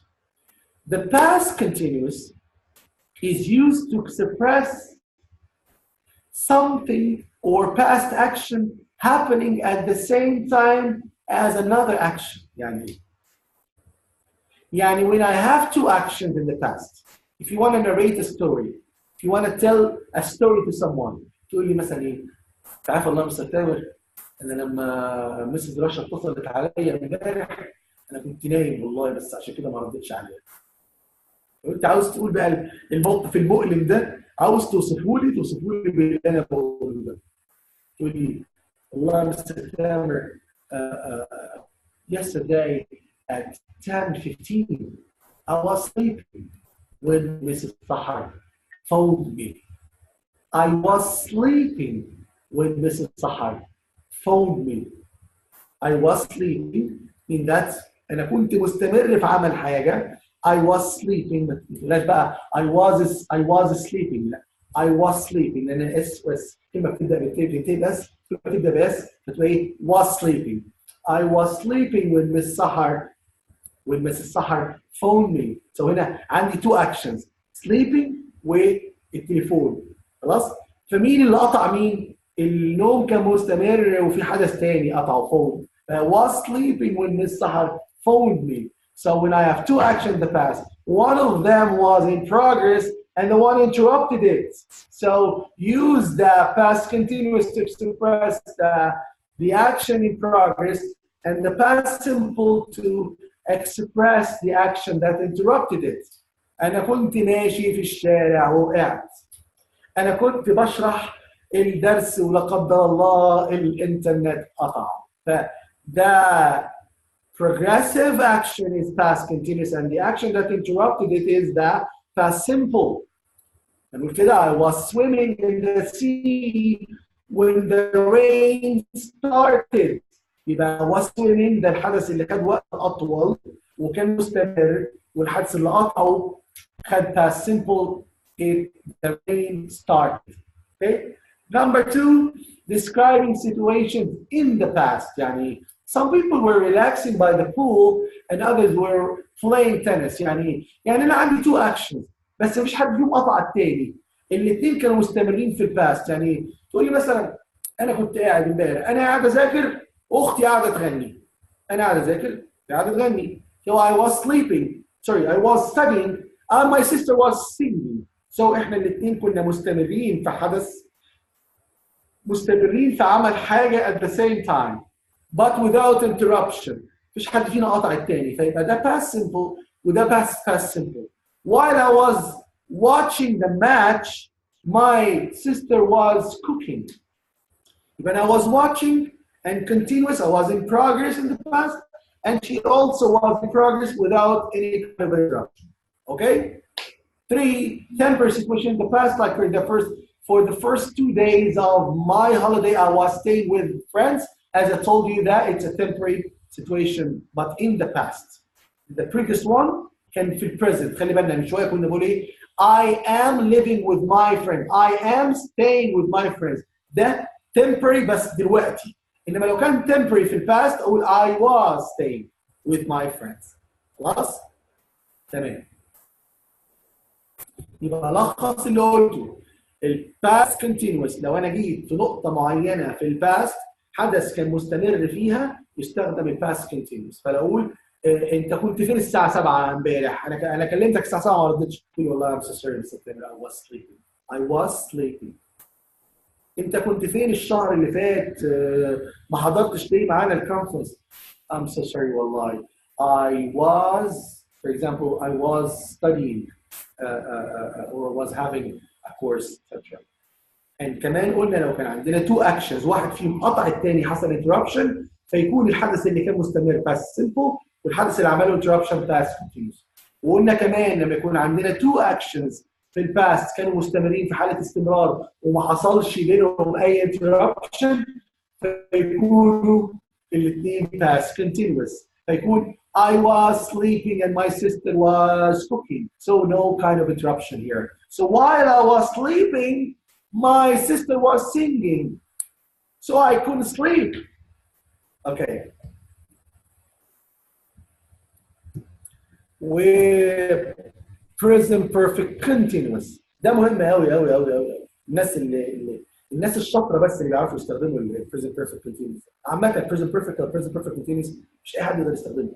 ولما تستخدمه في الرايتنج او في السبيكنج بيزود لك سكور، لان مش اي حد يعرف يستخدم ال present perfect وال present perfect continuous. خلي بالك ان الامريكان قليل قوي لما يستخدموا التنسيق، قليل جدا. يعني الامريكان ممكن يستخدموا الباست سمبل بدل البريزنت بيرفكت، ويستخدموا الباست كونتينوس بدل البريزنت بيرفكت كونتينوس. فخلينا نشوف الاول ايه بنستخدم البريزنت بيرفكت كونتينوس ده فين. بستخدمه لما يكون when I have an action in the past started in the past and it's continuing now. يعني ايه يعني شبه البريزنت بيرفكت. ايوه في بعض الحالات مفيش فرق في الحاله دي ما بين البريزنت بيرفكت والبريزنت بيرفكت كونتينوس. ما انا شرحت لكم، انا قلت لكم ايه؟ I have lived in Jeddah since 2005. هنا معناها ان انا عايش في جده من 2005. قلت I have lived. انما انا بقول لك الافضل تستخدم I have been living. ممكن تقول عاوز تعبر عن انت بتتعلم معايا انجليزي بقالك اسبوع، فتقول كده ايه؟ I've been learning English with Tamer Anwar since last Monday. Or since last Monday. So I have been learning. I have been learning. Have or has plus been or been plus verb plus ing. I've been learning English for a week. Means I started a week ago, then I continued for 1 week, and I'm still learning, and I might continue in the future. خلاص؟ عاوز اكتر استخدام اقول مثلا ايه؟ اقول والله شوف انا عايش في جده بقالي 15 سنه. اقول ايه؟ I've been living in Jeddah for 15 years. انا بتعلم انجليزي بقالي 12 سنه. I've been learning English for 12 years. تقول لي انا شغال في الشركه دي بقالي 3 سنين. I've been working in this company for 3 years. تقول لي انا يعني تقول لي ده حاجه بتعود بدات تعملها في الباست واستمريت في عملها لحد دلوقتي، وربما تكمل في الايه؟ في الفيوتشر. اوكي؟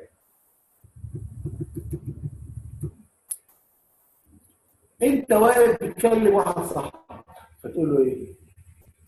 يا اخي والله العظيم انا تعبت انا واقف مستنيك بقالي ساعه.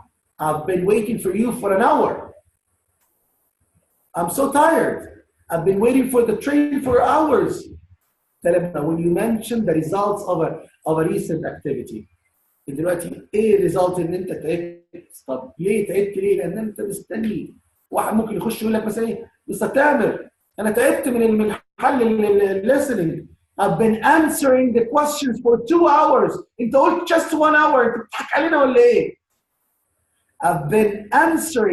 I've been doing the homework for 2 hours.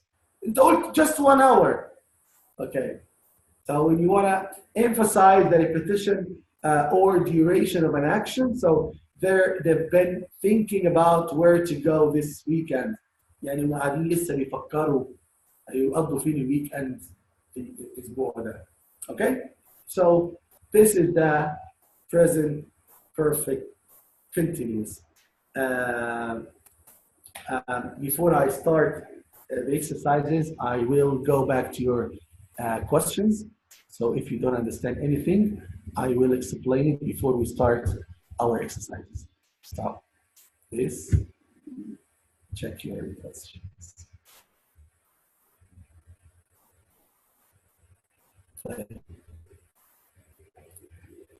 ولاء فؤاد بتقول again please. ايه هو الاجين؟ طب انا دلوقتي هقرا الاسئله بتاعتكم من اول لاخر. بعد الجرامر هناخد حاجه؟ لا، الجرامر اخر حاجه.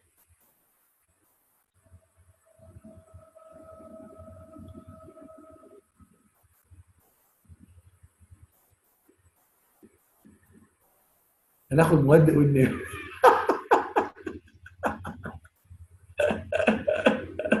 ماشي يا هشام ماشي. على فكره يا هشام هتتعاقب بعد كده. انا عارف اعاقبك ازاي.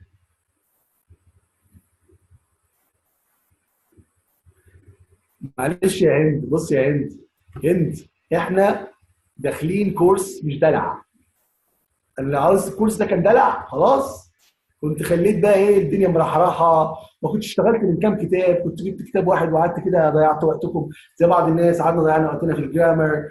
خلي بالكم ان في ناس بس شغالين الكورس ده، يعني ناس مشهوره شغالين الكورس ده اللي هو بري ايلتس، انا بسميه بري ايلتس او انجلش وايلتس، شغالين بس جرامر وسبيكنج، لا بيشتغلوا listening ولا بيشتغلوا reading ولا بيشتغلوا writing ولا جايبين دكاتره جامعه يشتغلوا معاهم ولا جايبين نيتيف سبيكرز يشتغلوا معاهم ولا الكلام ده كله، وبياخدوا $300 في الكورس.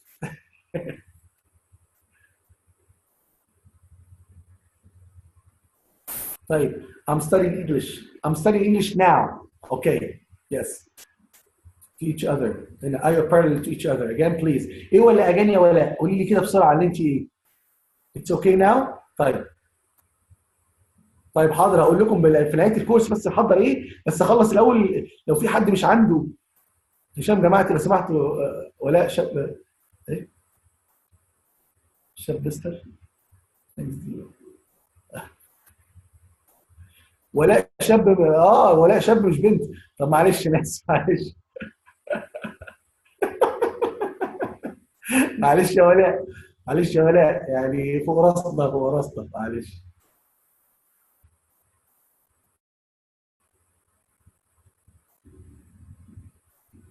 لا يا هشام مفيش فرق، التو سنتنس اللي انت قلتهم دول ما فيهمش اي فرق في المينينج، مفيش فرق خالص خالص، الاثنين واحد. بس انا بفضل دايما الاوضح والادق في الحاله دي انك تستخدم ليفنج مش ليفد. اوكي لا I've lived مش I've been. لا تقول I've been living in جدة since 2004 او تقول I've lived in جدة مش I've been in جدة. خليها I've lived احسن عشان يبقى نفس المعنى. الله يخليك يا حبيبي. I've lived in Cairo for 4 years or I lived. لا I've lived in Cairo for 5 years معناها ان انت لسه عايش في كايرو، لكن I lived لا. خلاص I lived هنا معناها يعني I lived in Cairo مثلا 5 years ago. خلاص 5 years ago مش هقول ايه 4 5 years. I lived in Cairo 5 years ago. عشت في القاهرة من 5 سنين. خلاص ايه الفرق بين I'm studying English وايه تاني؟ I'm studying English now. انما I've been studying English معناها ان انا بدأت ومستمر وهكمل. يبقى I'm studying English بتوصف دلوقتي بس، انما I've been studying English بتوصف قبل دلوقتي ودلوقتي ومكمل الثلاثه. اوكي ويلكم. يلا يا جماعه نلحق نحل الاكسرسايز عشان خاطر اللي مش هنلحق نحله هتاخدوه هوم وورك.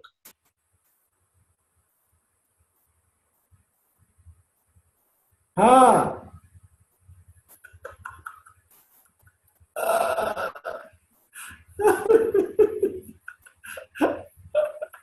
ايوه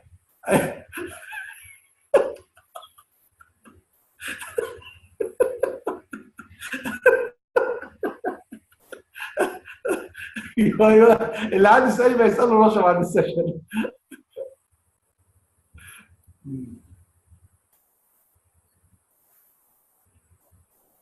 الله يسعدك الله يسعدك ساره.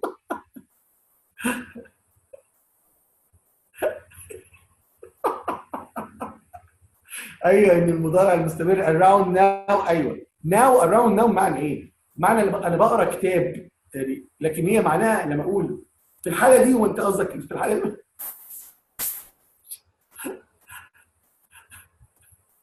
معلش انا بقول لكم معلش يا دكتوره دي يا دكتوره رشا لو سمحتي تقللي كميه الفيديوز، هو كفايه قوي فيديو في اليوم خلاص عشان الناس تلحق تتفرج عليهم لو سمحتي، عشان الناس قالوا ان انت بتبعتي فيديوهات كتير ومتخيله بقى ان الناس يعني ايه انت متحمسه ومتخيله ان الناس ايه يعني هتتفرج على الفيديوز كلها. عايز اقول لك لا يعني.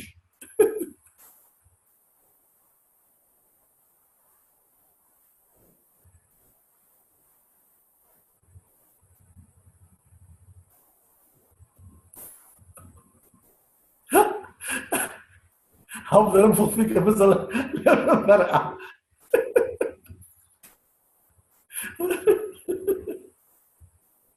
اوكي.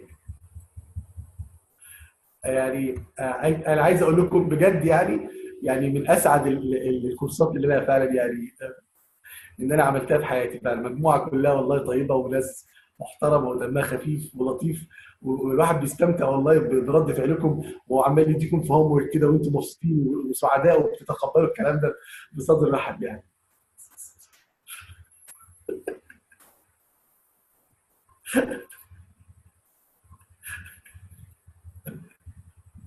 يلا يا جماعه.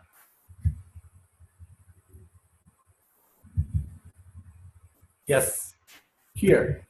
Decide the correct tense. Present continuous, past continuous, or present perfect. يعني only the three. Present continuous, past continuous, present perfect. Okay? Continuous. Present perfect, continuous. Okay? Complete the sentence from 1 to 6 using the verbs in brackets. What do you look exhausted. هنا بقول ايه؟ خلي بالك هنا. What ايه؟ انت بتعمل ايه او كنت بتعمل ايه؟ شكلك مرهق. خلي بالك الاكزامبل بتاع ايه؟ I've been waiting for the bus for hours. I'm tired. هنا بيقولوا ايه هنا؟ ها مين بقى يقول الاجابه هنا بتاع دي؟ Number one is what? What?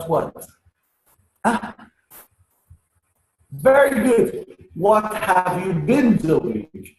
What have you been doing? Yes. Ahmed Malik, close your camera.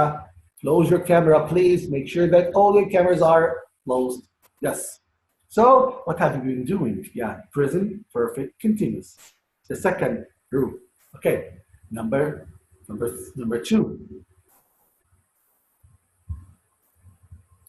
Can you help me with my homework?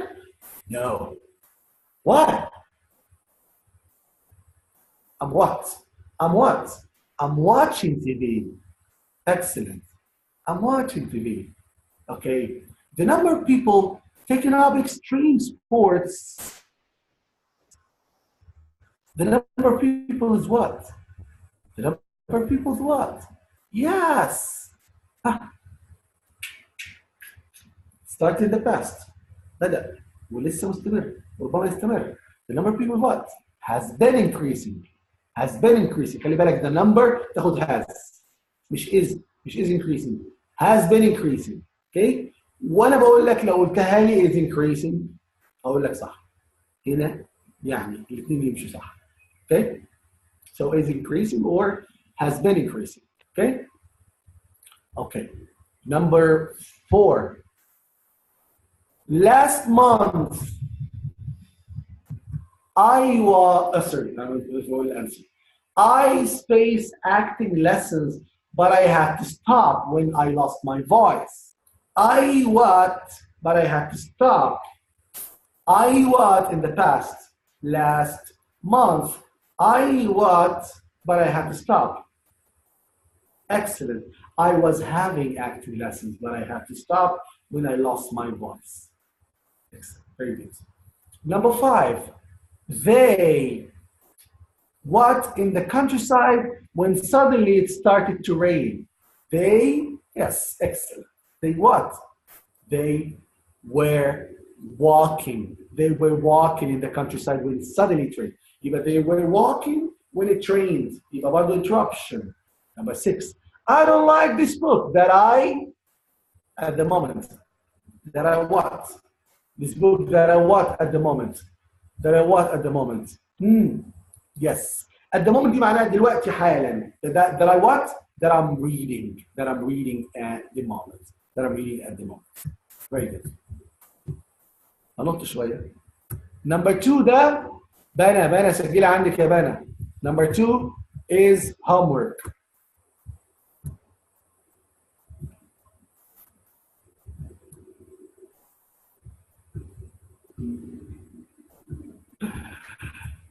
و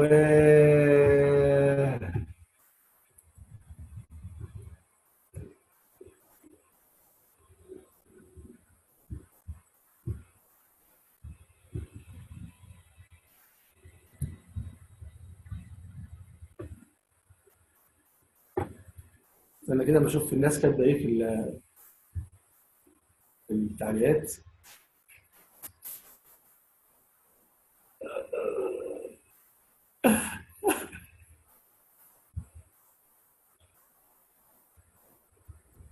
ما شاء الله ما شاء الله.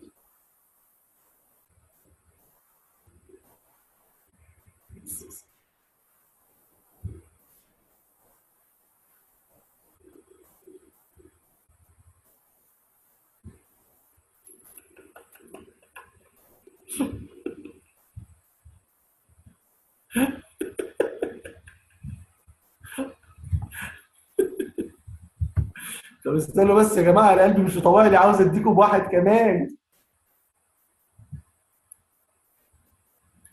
بس يعني قلبي الصغير لا يحتمل. خلينا نركز بقى عشان اعرف اديكم حاجه. طيب استنى يعني هديكم واحد دلوقتي كده ايه، يعني واحد حلو كده خلاص. عشان بس انا ايه الدنيا عندي بتهنج، اسمائكم مع صورتي مع الحاجات دي كلها مش عارف اشوف منها، عمال اوديها كده شويه وكده شويه اديني كده. فالواحد يعني برضه التكنولوجي دي محتاجه ايه، محتاجه حاجه. احنا ايه ده؟ يا لهوي الوقت خلص، اضطر اديكم بقى الباقي هوم ورك.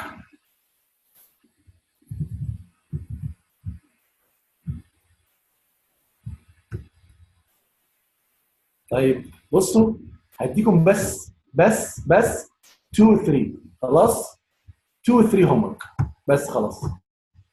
ماشي بس كده كفايه، مش قادر والله العظيم ثلاثه انا كده والله جاي على نفسي، اقسم بالله جاي على نفسي عشان خاطركم بس.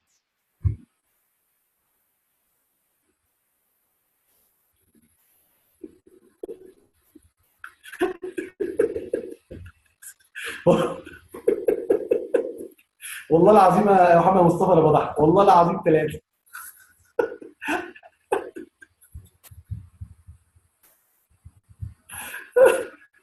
ايوه الدفتر، طلع الدفتر واكتبي اه. مين اللي مديني مش تبقى ابتسامه صفرا ده؟ استنى انا هجيبك عندي مين؟ فيصل ماشي يا فيصل. شكرا يا ساره.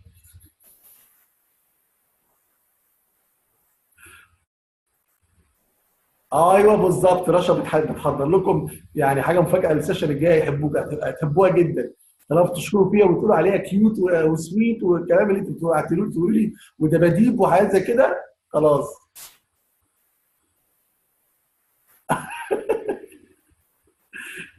ثانك يو يا ولاء باشا.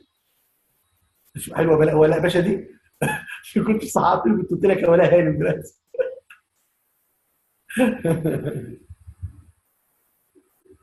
الله يكرمك يا حبيبي. يلا يا شباب. Any question for number three? Is it correct to say has increased, which is better for writing test? Has been increased قصدك؟ has been increasing. has been increasing او has increased. والله بص على حاجه في الجزء ده تحديدا في اليوسج ده قريبين من بعض كلهم قوي. يعني انت لو عاوز توصف ان هو بدا يعني بدا في زياده من فتره ولسه بيزيد وربما يكمل في الزياده، فتقول has been increasing. وقلنا ان لما يكون البريزنت بيرفكت والبريزنت بيرفكت كونتينوس بيكونوا شبه بعض في لما اقول مثلا انا بعيش في البلد دي بقالي 10 سنين، ممكن اقول I've been living او I have lived، فيكون البريزنت بيرفكت والبريزنت بيرفكت كونتينوس. وممكن تتكلم على اللحظه دي بس تقول انه في لحظه زياده فتقول increasing خلاص. ولكن انا بفضل لك دايما في الرايتنج انك تستخدم present perfect لو طالما الاستخدام الصحيح بتاعه present perfect او present perfect continuous. تمام يا هشام؟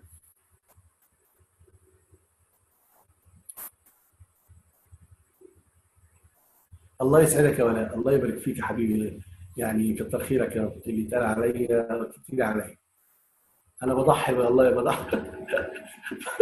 بضحي عشانكم ولا بضحي بيكم؟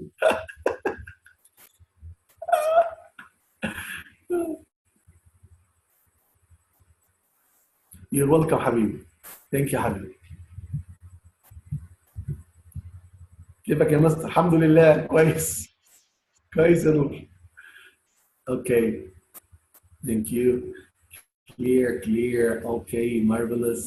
Thank you ممدوح. Thank you. الصورة فصلت بتاعتي؟ مالها الصورة؟ الصورة اختفت؟ لا ما اختفتش. شغالة ايه؟ نسرين. بس نسرين عندك بس الصورة اختفت. أنا لسه ايه ده؟ يعني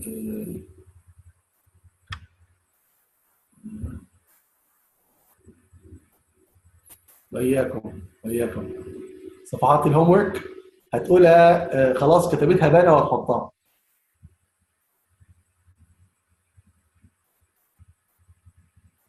حاضر هقول قبلها، اقول لكم قبلها يعني خلال بكره او بعده ان شاء الله اقول لكم المره الجايه.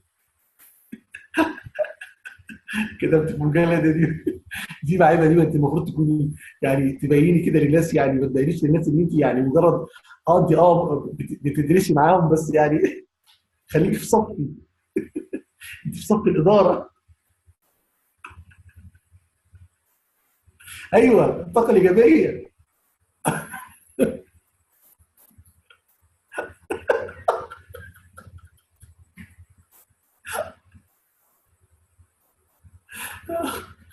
هلكت فؤادك صح؟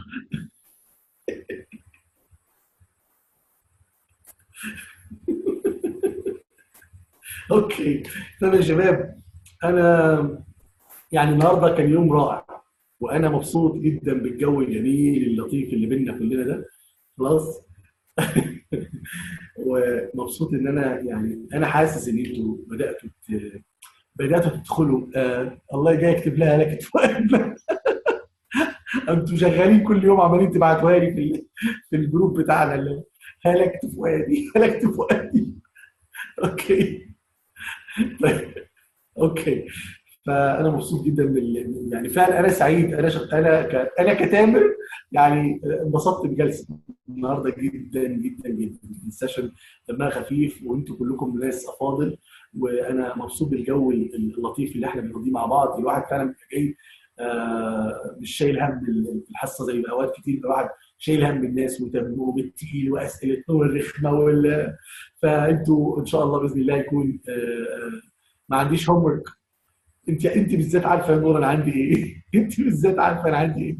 الحمد لله رب العالمين. طيب ان شاء الله احنا لازم نتعب ولازم نشتغل. الله يكرمك يا شيخ، الله يخليك يا حبيبي. تسلم لي يا غالي. تسلم. ايوه دلوقتي بثبتكم اهو. ايوه طبعا في اي وقت تواصل معايا في اي وقت ان شاء الله وارد عليك على طول باذن الله. طيب تاني يا جماعه لو سمحتوا، عاوزين ننظم الدنيا في الجروب. عاوزين الناس الادمنز المحترمين اللي معانا دول بيتعبوا قوي جدا معايا شخصيا ومعاكم. عاوزين نريحهم شويه على قد ما نقدر، فيكون عندنا وقت منظم هنتفق عليه النهارده او بكره بالكتير قوي هيكون موجود. ساعات معينه هيردوا فيها، ساعه بالنهار في النهار وساعه في الليل هيكونوا يردوا عليكم عشان بس هم يقدروا ما نسبب لهمش مشاكل في بيوتهم، ما نسبب لهمش حرج فيضطروا يسيبونا فالدنيا تبقى يعني متعطله. وفي نفس الوقت احنا برضو مش متعاقدين معاهم او يعني والله العظيم ثلاثه كل الناس اللي شغالين معايا اقسم بالله والله العظيم ما بيشتغلوا لا عشان فلوس ولا عشان اي حاجه، والله كله بيشتغل بمنتهى الحب ومحدش بيدخر اي جهد. والله ثلاثه لو هديهم، لو احنا بنتكلم ماديات اقسم بالله بيشتغلوا قد اللي يعني لو فرضنا ان واحد المفروض انت متعاقد معاه على 5 ساعات وهو بيشتغل 25 ساعه، يعني قد شغله 5 مرات ومنتهى الحب اللي في الدنيا. بس انا مش عاوز برضو اهلك حد معايا عشان خاطر هنكمل. وبعدين احنا هيكون بعد اسبوع من دلوقتي هنبدا الكورس الجديد، هيكون في مجموعه جديده، هكون خلصت المجموعه. الكورس اللي انا شغال فيه دلوقتي يوم 5/12 هيخلص، هنبدا مجموعه جديده فهيبقوا هنلاحق على ده ولا ده منين. فانا مش عاوز ان احنا ننهكهم، خصوصا ان الاسئله كلها متكرره. وبعدين لو نقدر نساعد بعض لو في حاجه حد مش عارف يعمل فولدر. انا شفت النهارده واحده بتقول تقريبا دعاء بتقول ابعتي لي انا وانا احط لك الاساينمنت بتاعك في الفولدر. هو ده اللي احنا عاوزينه، لو نقدر نساعد بعض نساعد بعض. خلاص. اوكي. طيب يبقى اول حاجه هنحط ساعه بالنهار وساعه بالليل نجاوب فيها على كل استفساراتكم. الترينرز نفس الشيء، هيقلل لكم الفيديوز اللي بتتحط عشان خاطر تقدروا تتابعوها. خلاص. الترينرز برضو مش هيقدروا يجاوبوا عليكم غير برضو ساعه بالنهار وساعه بالليل، مش هيقدروا يجاوبوا اكتر من كده. يبقى ساعتين في اليوم حلوين قوي يجاوبوا على كل استفساراتكم. ماشي. نصبر شويه على موضوع الفيدباك يا جماعه، ممكن يستنى يوم 2 3. المهم ان في نهايه الاسبوع كل الفيدباك يكون موجود عندك في في الفولدر بتاعك. خلاص. ونستحمل بعض.